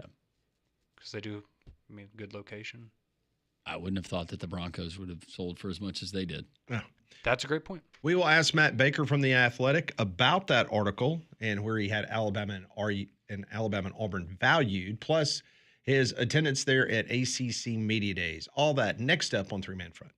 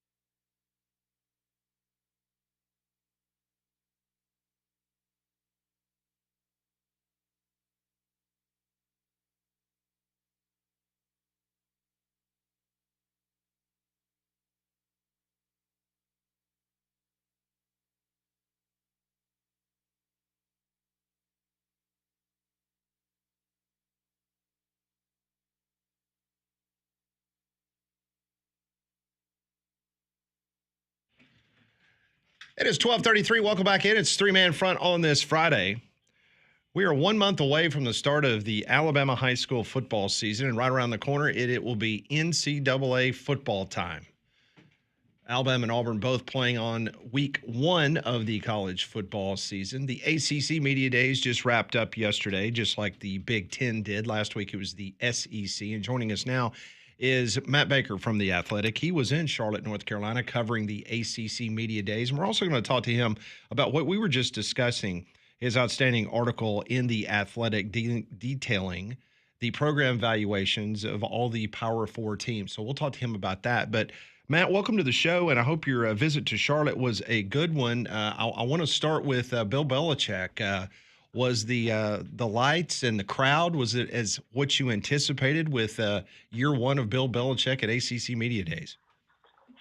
Yeah, thanks for having me on. It was exactly what I expected. It maybe even more so. I mean, it was a zoo, right? Like this is, I think, my 4th ACC football kickoff, and I haven't seen anything like what that was. It was in some ways crazier than some of the stuff you see at SEC Media Days too, where all of the cameras were just focused on him. Like at one point, I was in there, the breakout room, which is where you do kind of the most interesting conversation. I think there were 2 cameras pointed at Manny Diaz at Duke. Then about an hour later, when Belichick's in there, I think there were 22. Right? They added an extra row of seats in that area just for Belichick and put up signs saying, "Hey, down in front," that type of stuff, because it was going to be a zoo, and it was. And Belichick was pretty chill. Like there were no, we're on a training camp. It was none of that. He acted. I don't mean this as a pejorative, but he acted like any other boring college football coach at a preseason media day. He wasn't terse. He wasn't a jerk. He talked about recruiting. It was in that way. It was normal, except for the fact that there were a whole lot of people hanging on every word. How many questions were there concerning his personal life? Because I know that was touchy, as CBS learned in that host, but got exactly what they wanted out of it. Was there anything pertaining to his personal life that you were able to overhear? Not in the conversations that I was around. So I won't get into the weeds because it's really, really boring. But basically, there's a big session in kind of a hotel ballroom, and then there's a smaller breakout session that, so it's 15 minutes the first one, 30 minutes the second one. And none of the questions there really delved into his personal life. It was about football. Right. God forbid we actually talk about football now that it's talking season. So, yeah, nothing in terms of that. He cracked a few jokes, and not about his personal life, but just in general. And again, otherwise fairly boring. And I don't mean that in a negative way. We played a little bit of Dabo Swinney's comments on the show yesterday, Matt, and there's no doubt the type of talent that he has coming back with Klubnik and all the guys that are coming back as opposed to going off to the NFL or transferring elsewhere. I mean, this is a pretty stacked team. And listening to Dabo, and we know Dabo pretty well. He's from Birmingham and he played at Alabama, so we know Dabo pretty well. It sounded like he was quietly confident in Dabo's own sense in regards to his comments about how good this football team is. Just your thoughts on Clemson, and can they be that team coming out of the ACC to battle for a national championship? To me, I don't think there's a question. I think they're the best team in the ACC, and I am buying them as a national championship contender. You think about the defense, which should be nasty. The defensive line should be one of the best in the country. Cade Klubnik, the way he came on kind of at the end of the season, you think about him and his potential. Okay, that's a selling point. And the receivers are another part here. And when you look at when Clemson was rolling in that 2015 to 2019 range, give or take, they had really, really good receivers. I was actually just looking it up. On the 2016 team that won the national title, there were 6 receivers on that team who got at least a cup of coffee, at least like a practice squad in the NFL. So that was just loaded, and it hasn't been that for a bit. But Dabo was saying, this is the quote: "We haven't had this situation in a while in terms of the receiving core and the talent there and the depth there, where he thinks they've got 6 guys they feel really confident about." And certainly from what I've seen, I know I'm confident in at least 3 of them, maybe more than that. So, yeah, to me, that's been one of the missing pieces there. And I think Clemson, if they have addressed that the way I think they have, then they should be the clear winner and the ACC's clear favorite. And absolutely a Final Four team, if not better than that, depending on how things shake out. Matt, we get it at SEC Media Days, and I'm sure it's the same there, but there's these you have your pre-mindset or way that you're thinking about a team heading into media days. You get there, and then all of a sudden you find yourself on like day 2, maybe with the momentum of other people talking about a certain team, you start finding yourself buying into them more than you were prior to media days. Clemson, obviously, they're at the top. Who is that team maybe that caught some momentum with peers in the media there in ACC media days and could be that team that maybe takes the next step? I think Miami would be one. I still don't have a good read on Miami. I've been covering just focus on college football since 2015, and I have never had a good read on Miami. I just haven't.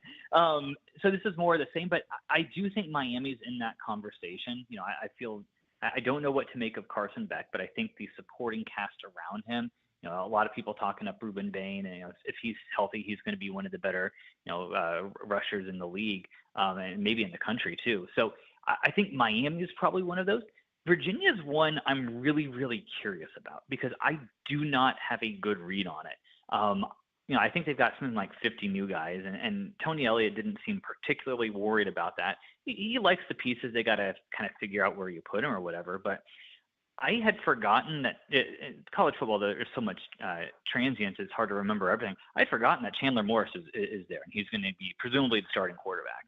All he did was rush for the first score in the Big 12 title game when he was at OU, beat out a guy and Max Duggan at TCU, and Duggan went on to beat the Heisman runner-up, and then have one of the best seasons in North Texas history last year. So he's on his 4th stop. He seems fired up. If he's as good as he can be, then I'm not saying Virginia is going to win the ACC. I'm not saying that at all. However, I do think they can be a team that's better than expected and kind of move from that bottom tier to maybe middle upper class of the conference. Got to ask you before we talk about your article in The Athletic about the evaluations of the Power 4 programs, the rumor late yesterday afternoon, or the story that came out in regards to North Carolina potentially could be looking at a move out of the ACC in the coming 4 or 5 years when that pay down comes into play in regards to exiting the ACC. And nobody has covered the legal ramifications as you covered the Florida State and the Clemson lawsuit against the ACC. Do you think there's any validity to that story that came out in regards to North Carolina has done a lot of work behind the scenes, and they would be willing in the next couple of years maybe perhaps to write a check to get out of the ACC and come to the SEC? So I'm not trying to denigrate anybody's reporting here, but it's not a surprise, right? Like, I reported months ago, we reported at The Athletic that UNC had started what they called the Carolina Blue Matter, which was to kind of explore the possibility of where UNC would be in conference realignment. They paid hundreds of thousands of dollars in legal fees to kind of, they described it as due diligence, and I think that's probably accurate. But of course they were going to look around, and they should. And I could see there are so many scenarios here in terms of what's going to happen in the next, in that 2029 to 2034 range.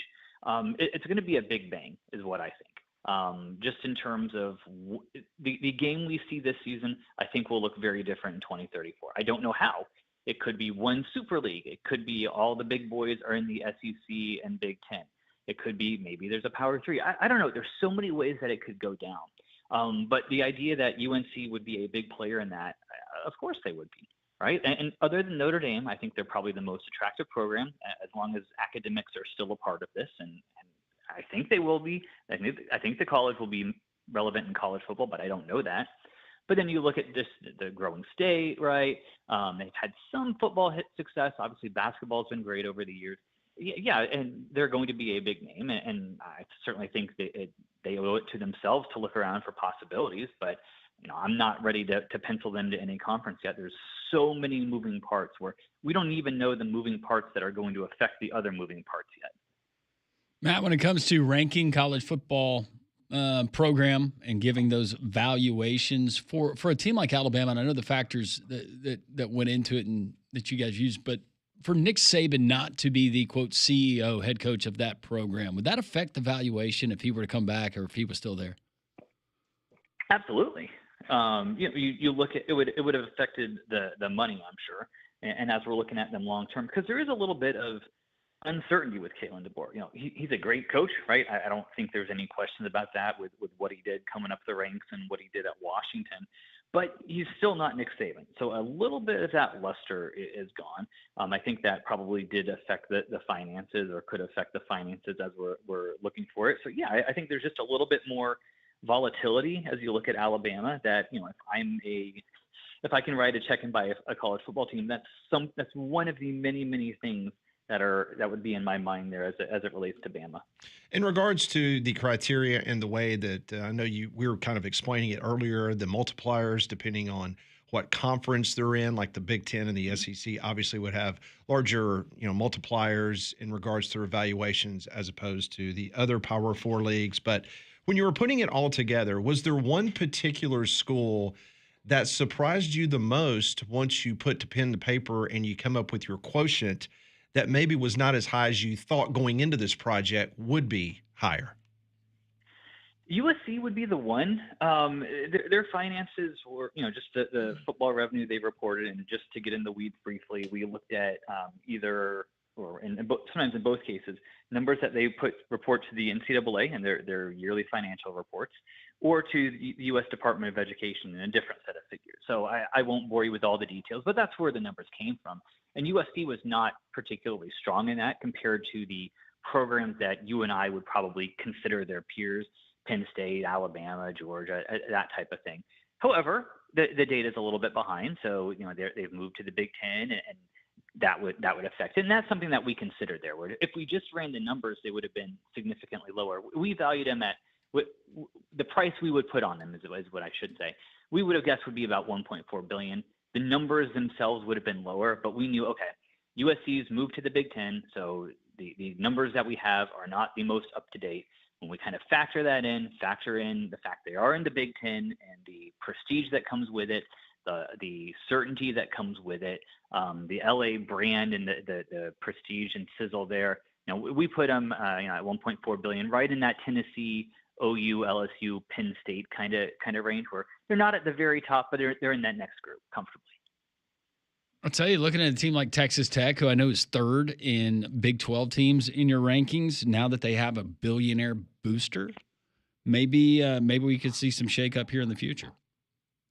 Oh, absolutely. Like if this was a total snapshot, right?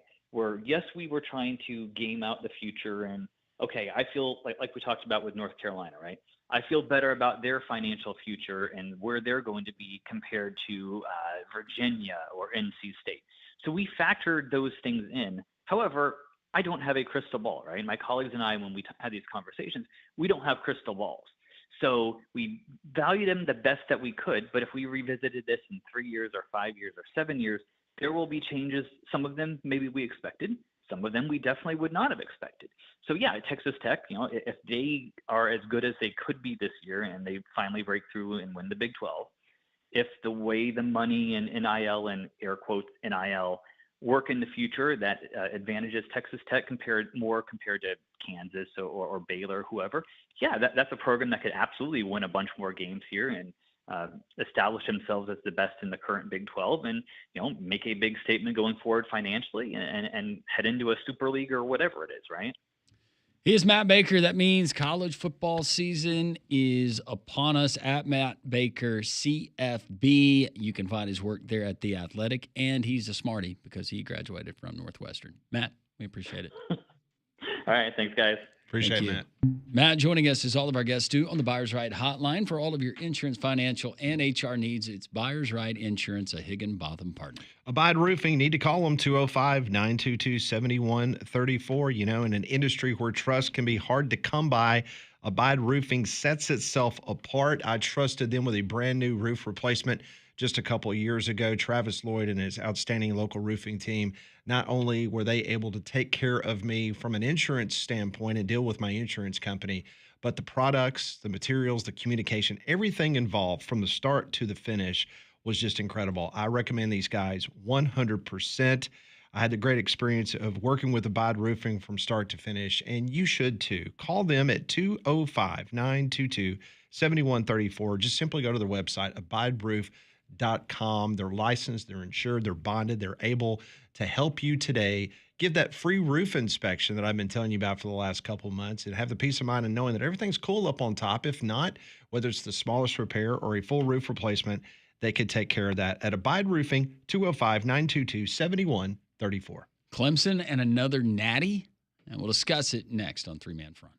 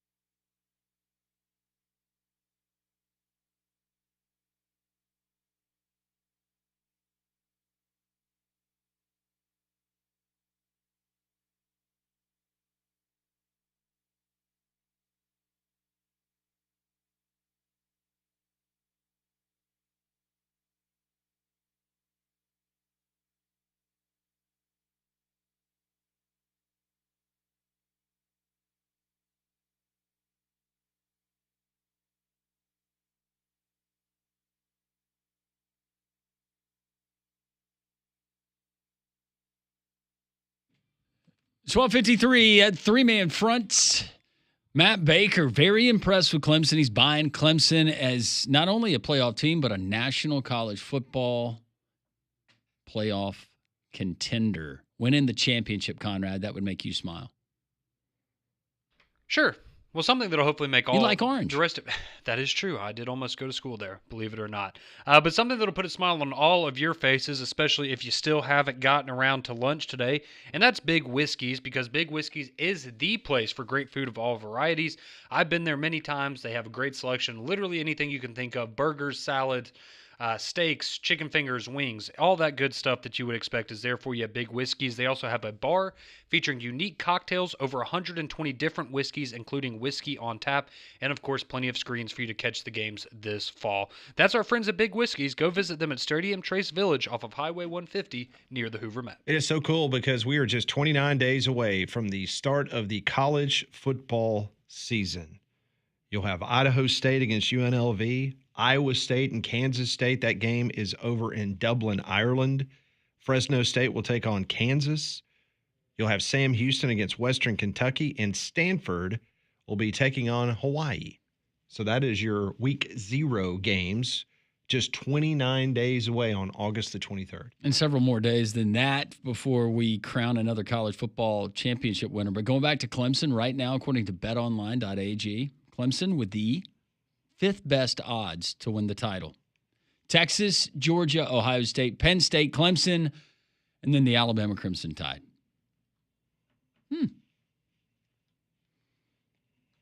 I like Clemson a lot this year. I'd have them in my, if I had to pick 4 or 5 teams that could win a title this year, they'd be in there. They get by LSU in week 1, versus Troy, at Georgia Tech, Syracuse, at North Carolina, at Boston College, SMU, Duke, Florida State, at Louisville, Furman, and then at South Kakalaki. More than manageable. More than manageable. One more hour to go. This is Three-Man Front on this Friday. Pat Landrum, Conrad Molly back with us on Monday.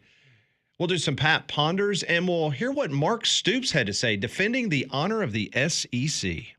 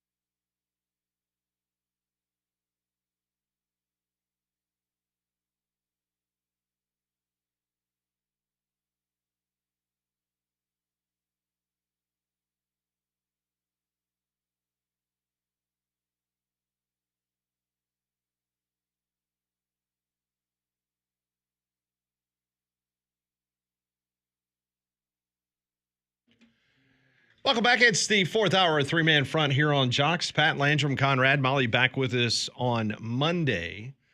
We're less than a week away from the Major League Baseball trade deadline, and the New York Yankees have made a trade. Unfortunately, Conrad, you're not getting the third baseman that you originally wanted. You wanted Suarez from the Diamondbacks, who rumor is he's going to end up in Seattle, where he played for a couple years. But they have made a deal with the Colorado Rockies. They are sending left-handed pitcher Griffin Herring and right-handed pitcher Josh Gross to the Rockies for Ryan McMahon. Third baseman. Strikeout machine. Yeah, he's hitting .217 this year, but he plays really, really good defense, which is what we need right now because our infield defense has been pretty bad, especially on the left side. But 2 years of control, cheap, good defensive third baseman. I mean, I'm not jumping for joy over here, but it's better than what we got. So Suarez would have been a rental. Yes, he's a free agent after this year. Yep. And so at least you've got on paper your third baseman. Yeah, and I think, just being on social media and seeing all the Yankees fans and stuff, I think it's more so just a frustration of, going after a guy like Suarez, we're all in on winning a championship this year. And I guess a lot of people taking this as Cashman maybe not wanting to go all in on this season. But to be fair, the Yankees have played like poo the last month and a half or so. So you give up your 8th best prospect and your 21st best prospect. Well, we had the same problem for a while that the Cardinals, and you like to talk about, where you have these guys that are untouchable and you won't trade them for the big names, and then you call them up to the big leagues and they're just not as advertised. Yep. And then you ended up wasting the best resources you had. And so I'm glad we don't seem to be doing that so much anymore. So Barrett Sully was on the program a little bit earlier, Landrum, and he gave us the indication that does not anticipate a very busy trade deadline for the Braves, but that doesn't mean that the Braves will not take phone calls. Yeah, said that there shouldn't be a whole lot of action. The belief is Marcell Ozuna is as good as gone, and he's not playing very much. And whatever he's got going on with a hip or whatever, Marcell, he provided some good years for the Braves and a lot of production, but he's lost a little bit of giddy up in that swing. Alabama Professional Services, 205-951-9717. That is the number. Visit their website, alabamaprofessional.com. Trust me, you'll be glad you did. They can fix your foundation problems. They can tackle that sinking driveway with the poly-level system. It's quick, clean, and it will look fantastic. Plus, they can fix all those cracks in your patio during this barbecue season during the summer months. But what's going to impress you about APS is their professionalism, quality of work, top-notch products, and service. Local franchise here. They can help you. Give them a call, 205-951-9717, or go to their website, alabamaprofessional.com. So I was reading the Lexington Herald-Leader last night, and one of their columnists had a very interesting article in regards to the Kentucky Wildcats. And one of our Pat Ponder's questions yesterday had to deal with which coach, Sam Pittman or Mark Stoops, would not be at another SEC Media Day. And you guys chose Mark Stoops, correct? Yes. You guys said that Sam Pittman would possibly be there next year.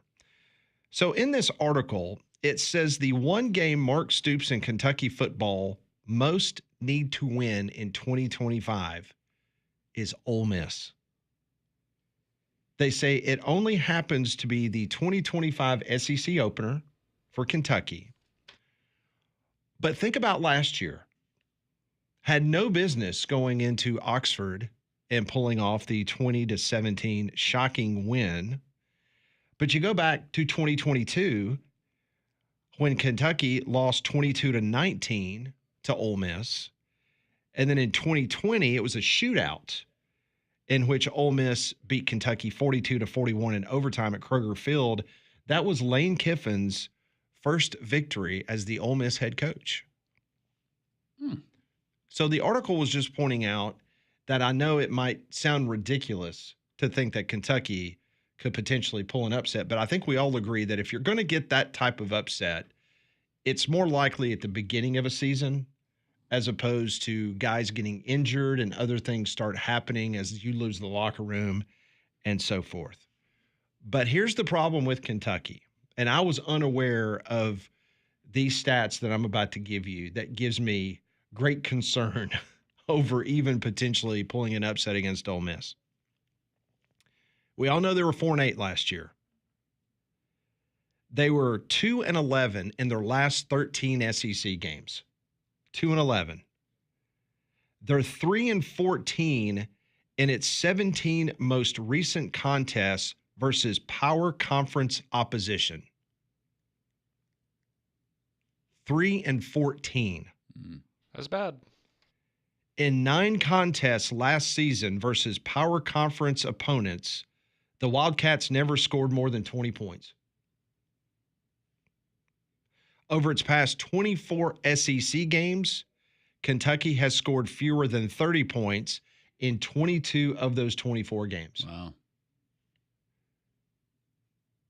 So if you get into a shootout, especially against Ole Miss, and if Austin Simmons is who we think Austin Simmons could potentially be, that's a problem. It is.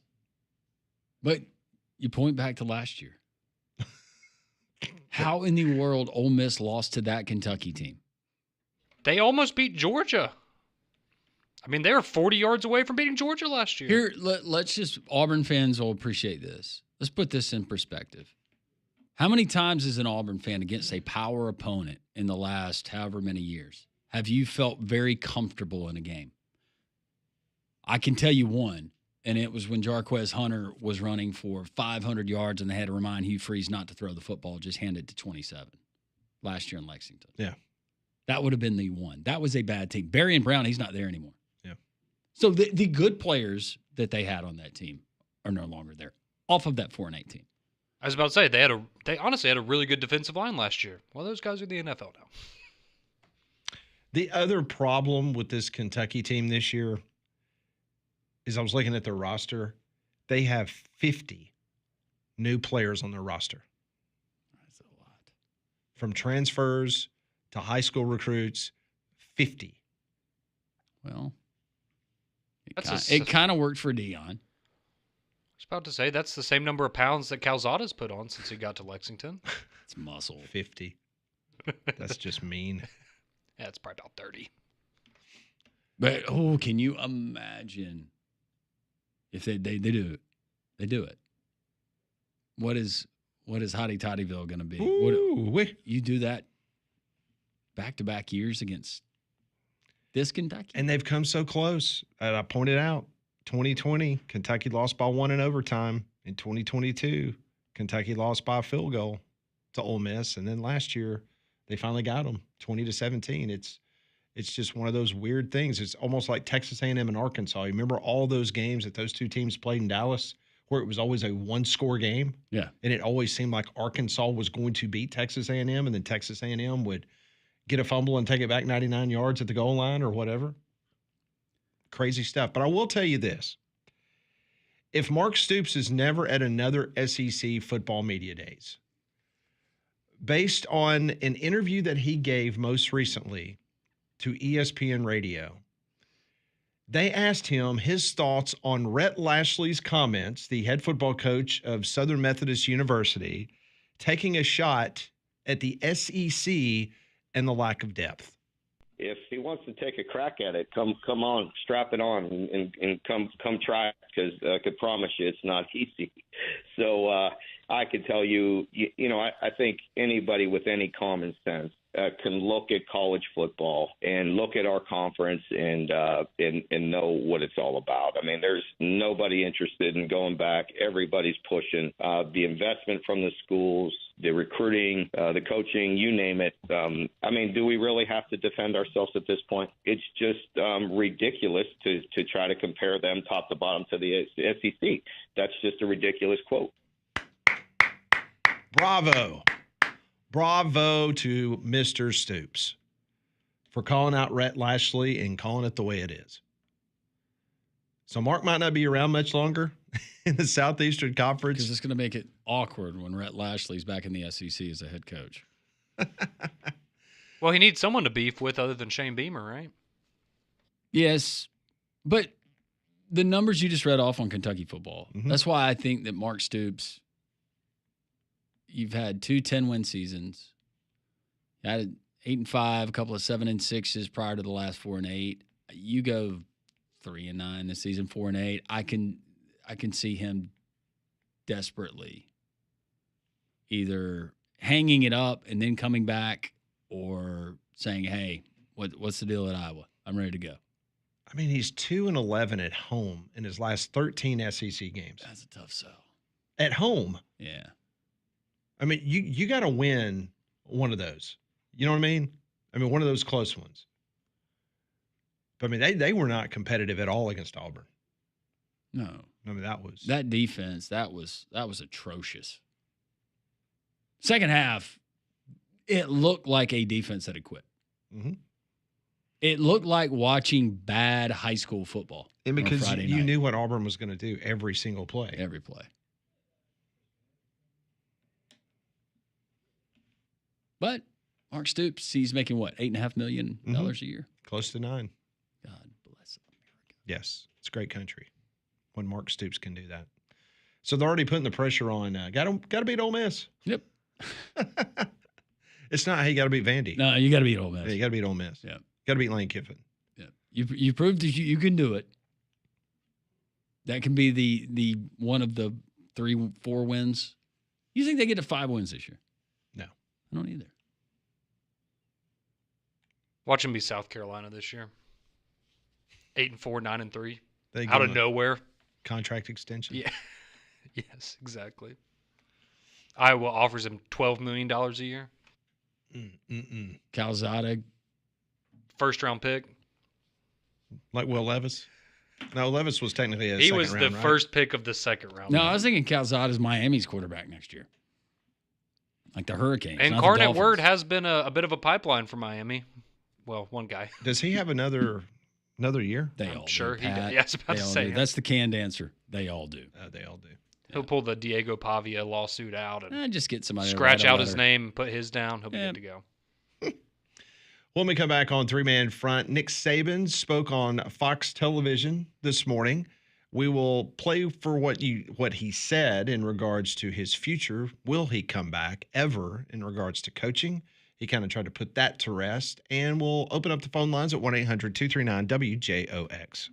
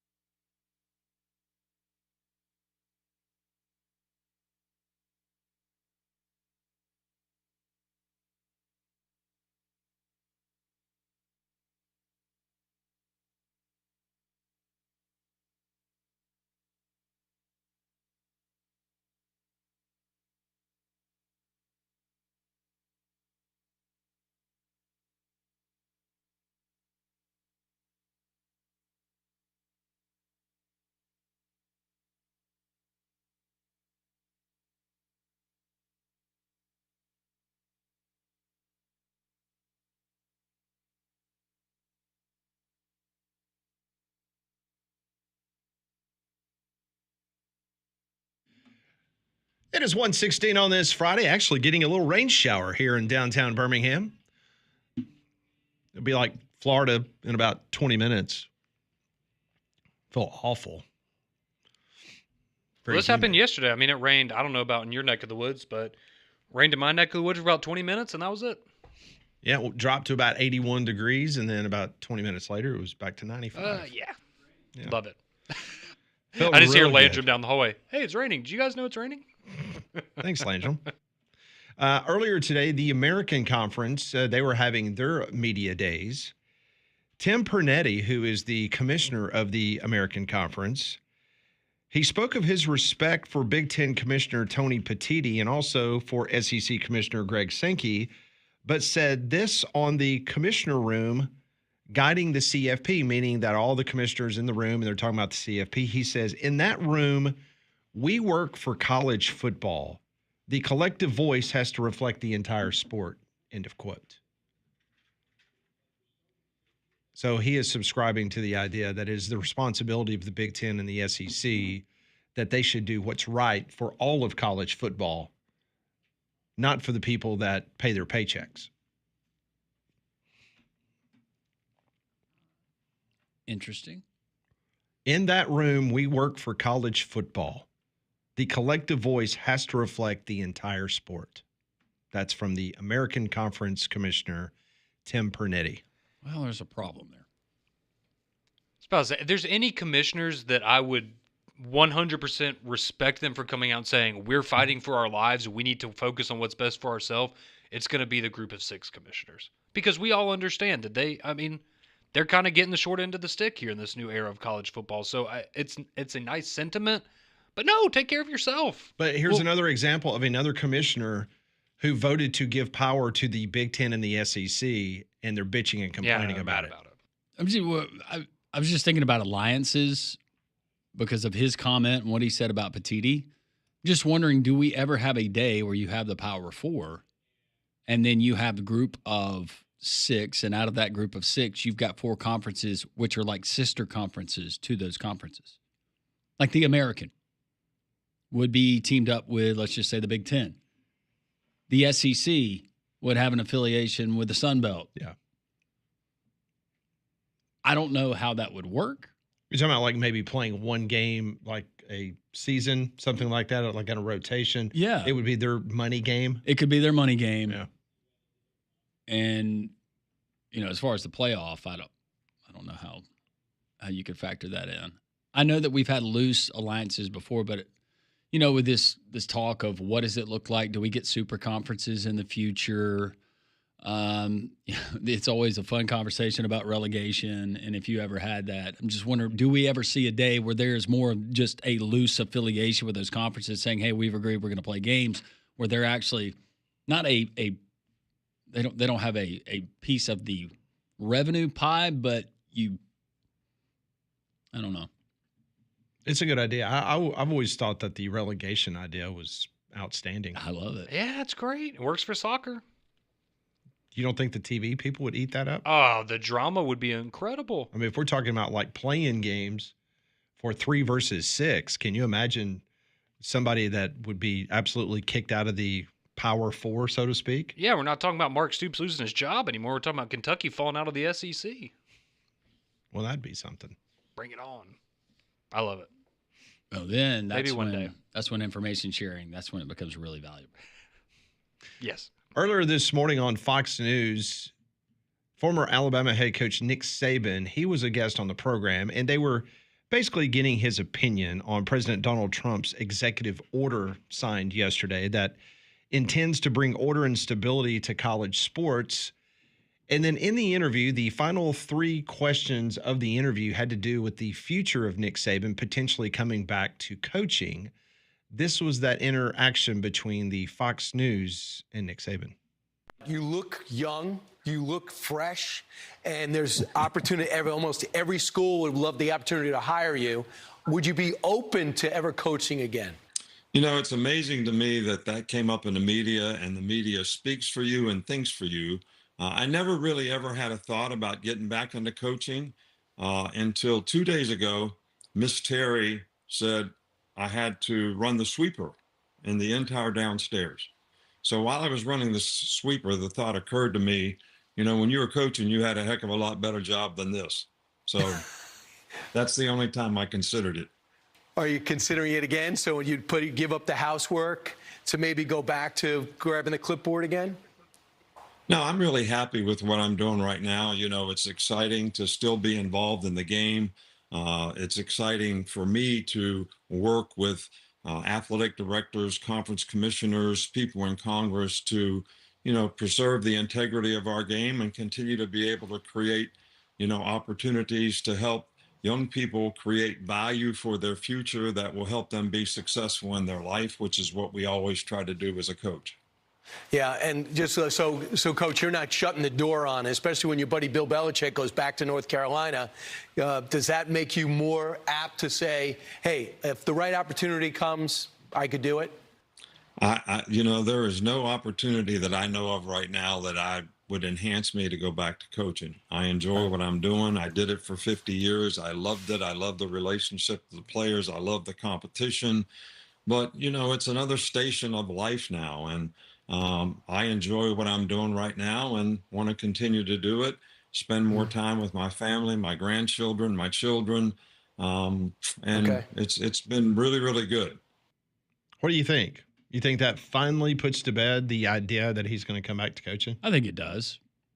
Again, I don't know.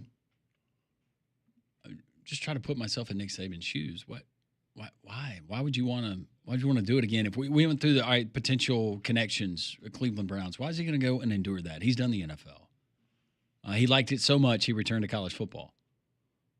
Well, and if anything, I have to imagine you look at your good friend Bill Belichick and how his career has kind of ended up now. Now we'll see what happens in North Carolina, but I feel like his cachet has decreased significantly since Tom Brady retired or went to Tampa Bay at least. And, he's still in a lot of people's eyes the greatest NFL coach of all time. But your last impression of him is the New England Patriots that were bad and then potentially all the drama at UNC, and that's it. And I know around here and in most college football circles, it's sacrilege to say that Nick Saban would have some kind of tainted legacy. But going back to the NFL in a bad situation for 3 years and it fails, it's not going to help it. If I'm Nick Saban, the only job in the NFL that I would even probably entertain is, hey, Andy Reid just randomly retired. You want to come coach Patrick Mahomes for a year and go win a Super Bowl? Great.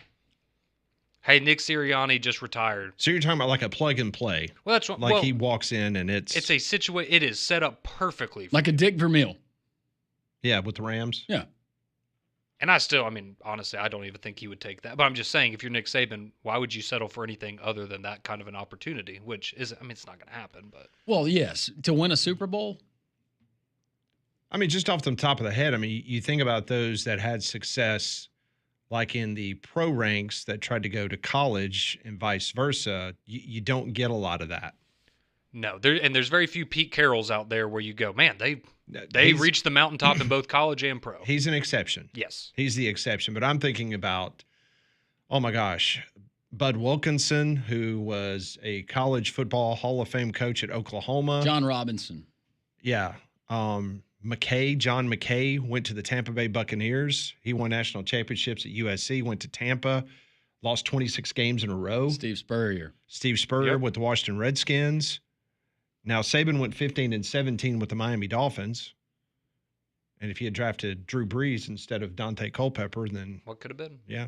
Matt Wannstedt. Well, there's another good one. Matt Rule's is a good, solid college football coach, but he was absolutely horrendous in the National Football League. Jimmy Johnson. That one worked. That one was good. Him and Carroll are on the short list. Mm-hmm. Lane Kiffin.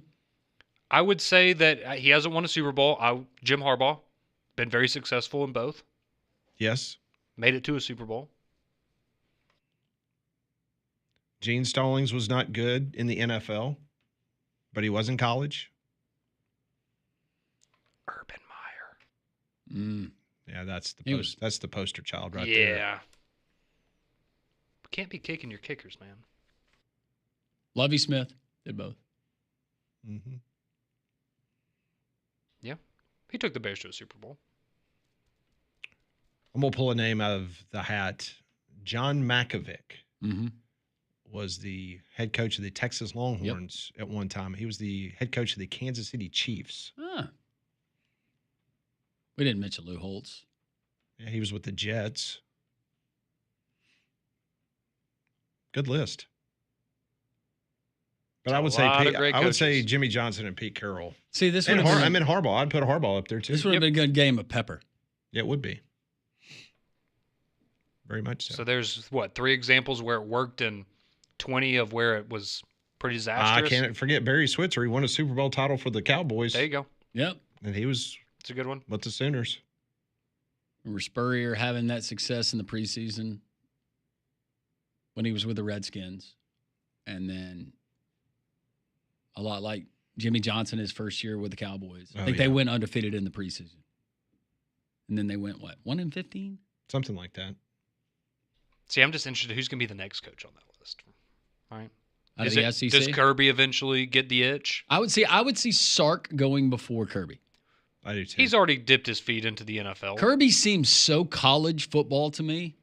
Why would it would just be weird? Well, I was about to say if you're Kirby, why? Why would you do that? Why any of these guys based on what you're getting paid, and now you can pay players above board. Well, we'll see. Well, yeah, we will see. We will do some Pat Ponders. We'll do some worst thing I've seen. All that straight ahead on 3-Man Front.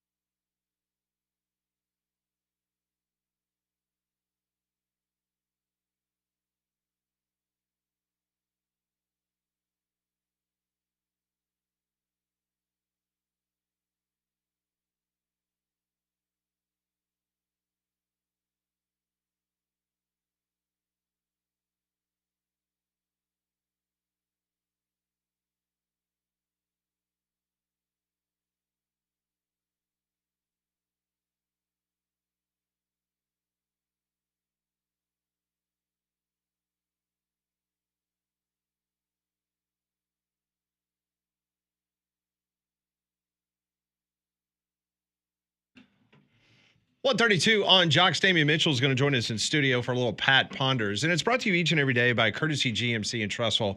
Let me recommend a wonderful opportunity this weekend to get by and take a look at 9 acres of the best inventory you're going to find anywhere for not only a brand new GMC vehicle, as 2026s are arriving daily there at Courtesy GMC in Trussville, but also the pre-owned inventory. They got 30 ready to move right now on the pre-owned portion of their lot. So go by and see them this weekend. Real easy to find right off of I-459, exit 32 in Trussville. And they're going to give you the best deals you're going to find anywhere on a brand new GMC. I'm talking about the Terrains, Acadias, the Sierra trucks. Goes on and on and on what they can do for you. Go by and see Drew Lally, Josh Gargas, Tommy Rowan, and the great fans, the great people there at Courtesy GMC in Trussville. They sponsor this every day, and we appreciate it greatly. This is what we call Pat Ponders. I want to know what you're thinking. Tell me what's on your mind. It's time for Pat Ponders. Brought to you by Courtesy GMC. Go to their website, courtesybirmingham.com. All right, question number 1 as Damian has entered the studio. What is the biggest reason, in your opinion, why the SEC hasn't won the last 2 national championships in football? They're taking all our players. I think that's part of it, is the transfer portal, and for schools like Ohio State and others to be able to cherry pick some of those rosters. But I think a lot of it has to go, it is finally catching up, and we're seeing it as we've gotten it cycled through the depth piece. And you don't have the depth at the Georgias, at the Alabamas that you've had in the past, where you're just stacking 5 stars, 4 stars at every position. You're having a piece and fill voids with good college football players, but not elite talent at every position. Yeah, I think, well, the Michigan one's easy. They cheated. That one's obvious. I mean, seriously, they cheated, and they won a national title, and they're not going to get punished for it, and that's fine. We'll move on. And then Ohio State, they decided. So bitter. He is definitely moving on. And Ohio State, they, like Landrum said, they opened up their pocketbooks, and they won a national title, as they should, because they went and bought a lot of the best players, and they just happened to recruit the greatest football player of all time in Jeremiah Smith. Well, and Nico in the playoff was already 1.5 feet out the door. So cheating for Michigan and Nico distracted for Ohio State. I blame Nick. Like it. I don't blame Nico. I blame Nick, his father. Okay.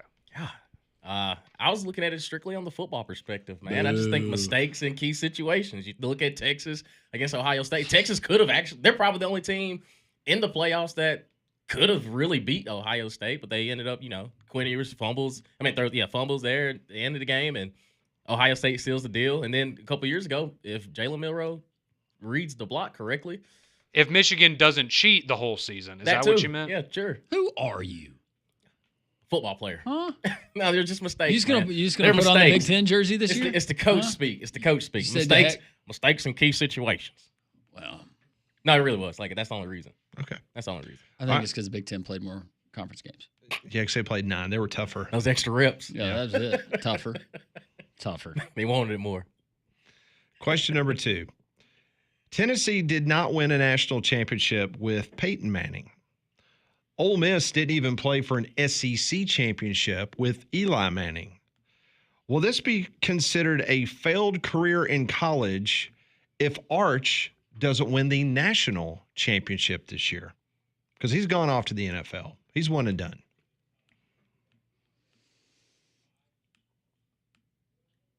So is it a disappointment they don't win a national championship? Yeah, is it a failed college career for Arch Manning? Yeah, because he can't take credit for bringing Texas back to relevance because that was already accomplished the last couple of years. So, yeah, I mean, I think with his expectations going in, you have to win a national championship. That would be the moment for Texas of officially, we are totally back. Like, we are at the top of the college football And world. he'll wrong all the rights of the Manning family. That's right. Because Peyton should have won the Heisman, didn't. Yep. Eli had a really good team at Ole Miss, and they let that slip away. Didn't even go to Atlanta, play for the SEC championship. And now Arch is the heir apparent, so. Yeah, but I think he gets a pass just based on the fact that he's playing at Texas. And how many times have we seen Texas when they were supposed to be that? So I think he gets a little bit of a pass, and his last name is Manning. But that's why he's there, so they don't Texas themselves. Well, The real question is, would Matthew McConaughey consider it a disappointment? Because I think he would. No, I think I wouldn't necessarily. Kind of on the fence about this one because I don't necessarily think it's a bad omen, but I do think that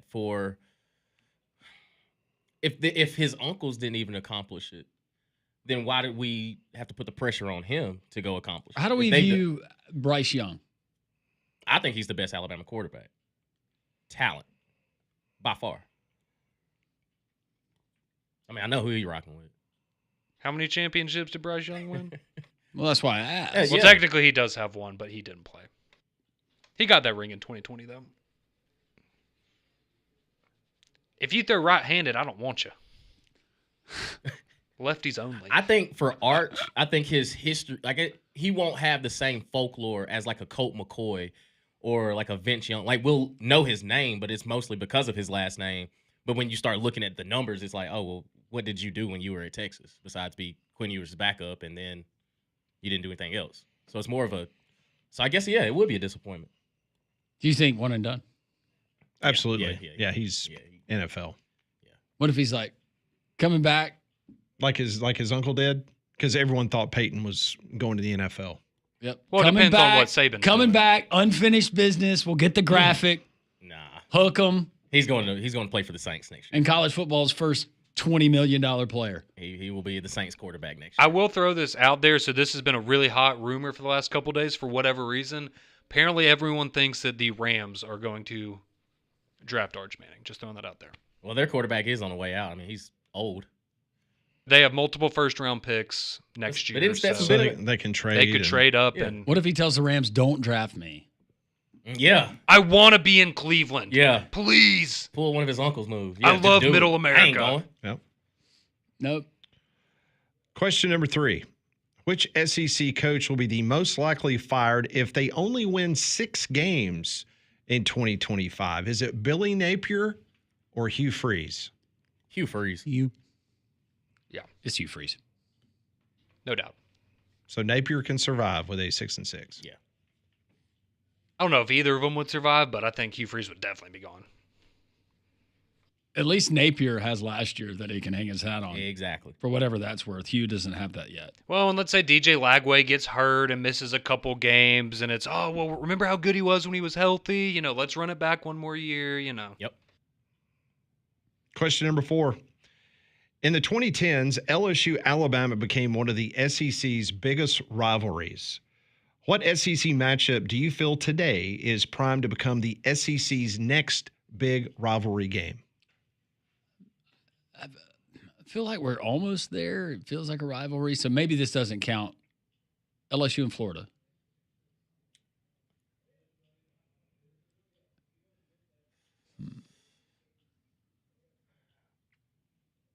See, I was kind of thinking LSU Ole Miss because the last couple of years that's turned into a little bit of a.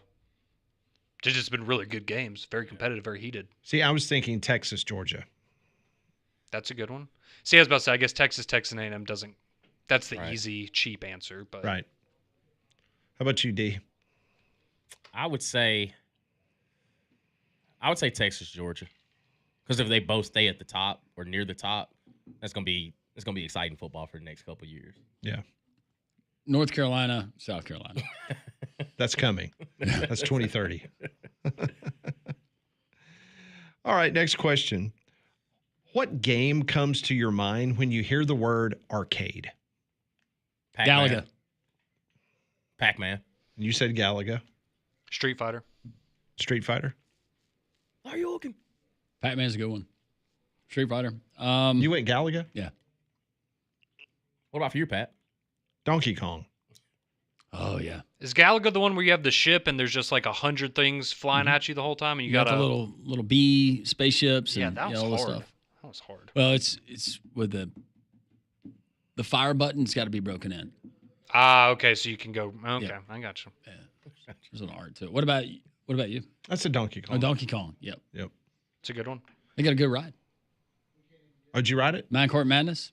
Yeah, it's good. Is that the one where it looks like it's going off the track, but it's really not going off the track? Yeah. Well, it actually goes off the track, but the cart, it has wheels that roll over, but you're actually supported by another cart that is elevating you from a track that runs underneath the track. Wait, there's Mario World. Is that Universal or whatever? I'll be honest. I went to so many worlds over 7 different theme parks, That's but cool. I think so. Yeah. Well, it's just, like you said, you got Harry Potter World, you got the Marvel stuff, So- you got Mario's. Like it's hard to keep Donkey up. Kong is in Mario World. All the Whatever, all the worlds now. Yeah. That's awesome. Okay. All right, I'll give you guys a bonus question for today. Wrap up the week. Yes. What's the one comedy movie that never fails to make you laugh until you cry? Life. Eddie Murphy, Martin Lawrence. Every time? Every I single thought you time. just meant your life. No, the movie Life. There's some iconic quotes. Look at it, he's smiling now. You can tell how much he loves it. Yeah. When he You trying to eat your cornbread. that, and they're trying to get the pies. Don't be scared. Well, no. Can't get right. My favorite is when they're playing cards at the end of the movie and they're old. Yeah, ask him if he wants a bump. Yeah. Then he's laying in the bed. And Martin Lawrence throws around. Damon's Why you about gotta to start be- crying. why you now. gotta be so nasty, right? Look at him. I love it. It's hilarious, man. Oh, it is. That's awesome. I would go Step Brothers. That one's all. Is that your go-to? That's always gonna make me laugh. Yeah, it's maybe not my favorite comedy, but I'm gonna laugh every time he does the drum set thing. Every time. I will too. I'll go old school. Oh, old school. Wait, the movie Old School or an old movie? Well, that's what I was waiting for. Yeah, I was like, waiting to make sure to clarify what this he was is gonna be talking good. about. This is a dramatic pause. You were staring at me. I know. I was And like, you said, I'm going to go old school because, like, for me, it's Yeah. Airplane.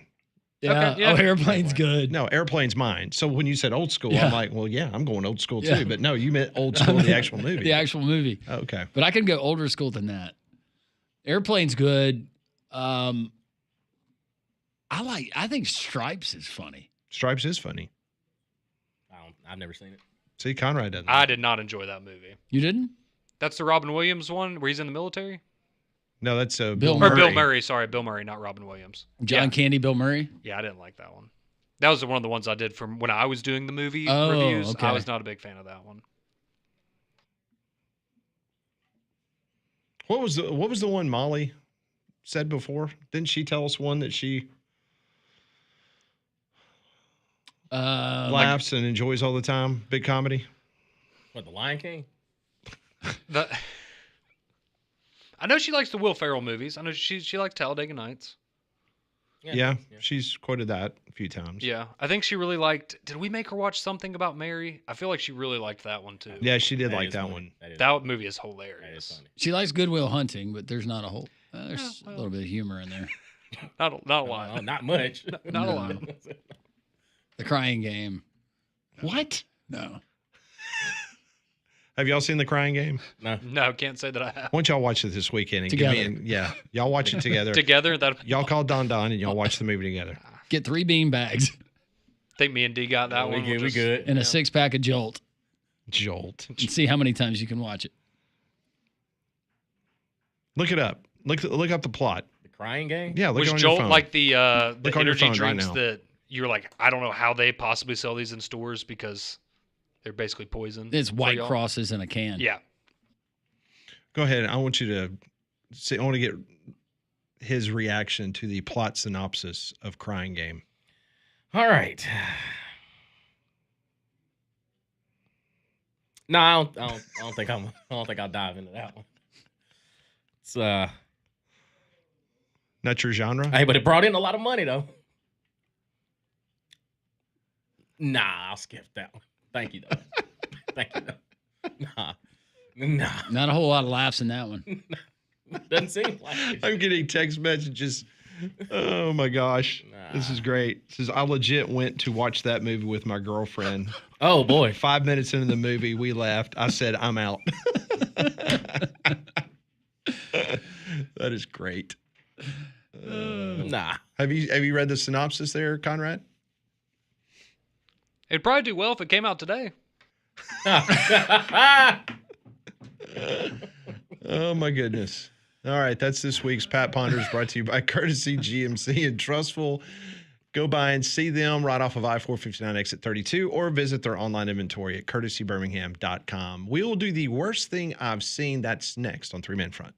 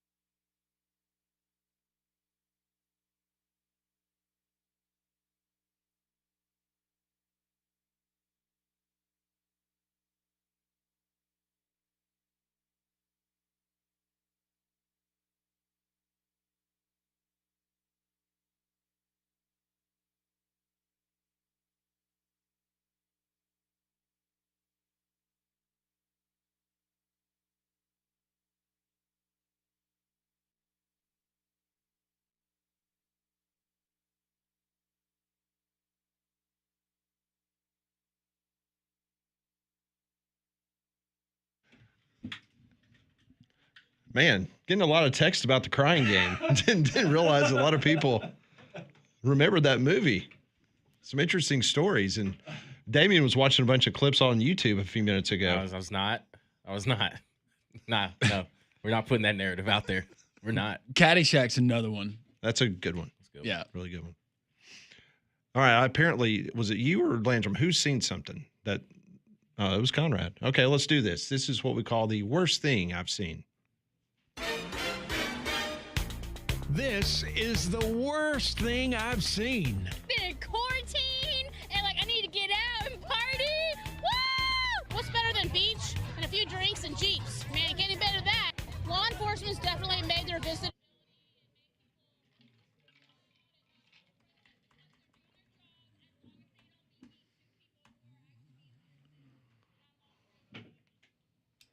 All righty, we are going to go down to the wonderful state of Florida, which fortunately provides us a lot of the worst things that I've seen.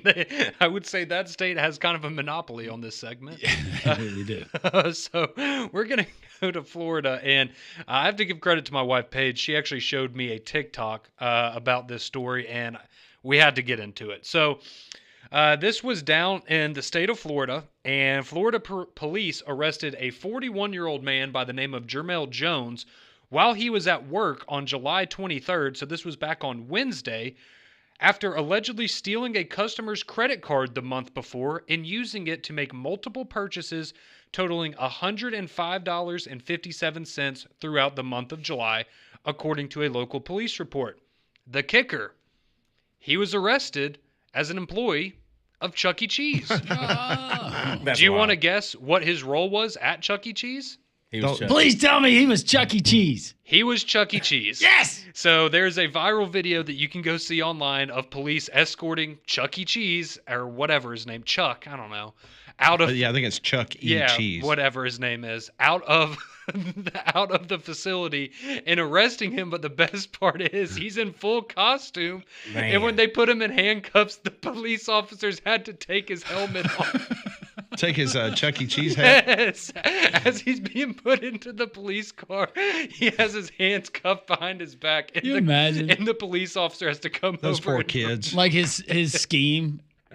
I mean, I wonder how long, if this is a one-time thing, or as Chuck E. Cheese, he goes up like, I don't know if Chuck E. Cheese talks, but if Chuck E. Cheese talked, it would be like, It's not supposed to. hey, little fella, did you get some birthday money? Why don't you help Chucky out? So yeah, if you need a good laugh to start your weekend, go just Google Chuck E. Cheese, and I promise you it'll come up. It went pretty viral. But according to the story, the owner of the debit card that was stolen visited Chuck E. Cheese in late June for her daughter's birthday party, and then noticed fraudulent charges on the card from establishments that she had never shopped at before, with her flagging transactions at a Whataburger, Circle K, and a smoke shop.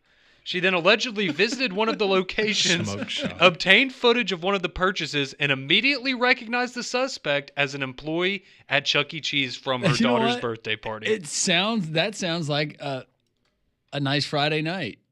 Whataburger. you drop by 7-Eleven. Yeah. You get your Slurpee. And then, And then you go and, pull you a vape. At least you didn't do the Eric Gilbert. That'll get you serious time. Yeah, I say that's some other charges. Yeah, so according to the officer on site, he says, as I approached Jones, Chuck, he gave him the police officer, this is what he said to the person that was arrested. He said, Chucky, come with me, Chucky. Oh, my God. As he had to escort him out in front of many children and families. Like just in the middle of the day. What's the most memorable birthday party you had as a kid? Well, it was my 8-year-old birthday party. And Chuck E. Cheese got arrested. The best part about it is when he was questioned by authorities, he denied ever using it at the smoke shop, but not the other place. That's a mistake. And that is the worst thing I've seen. Oh, fun week. Thanks for joining us. Back at it on Monday. Have a safe weekend. God is great.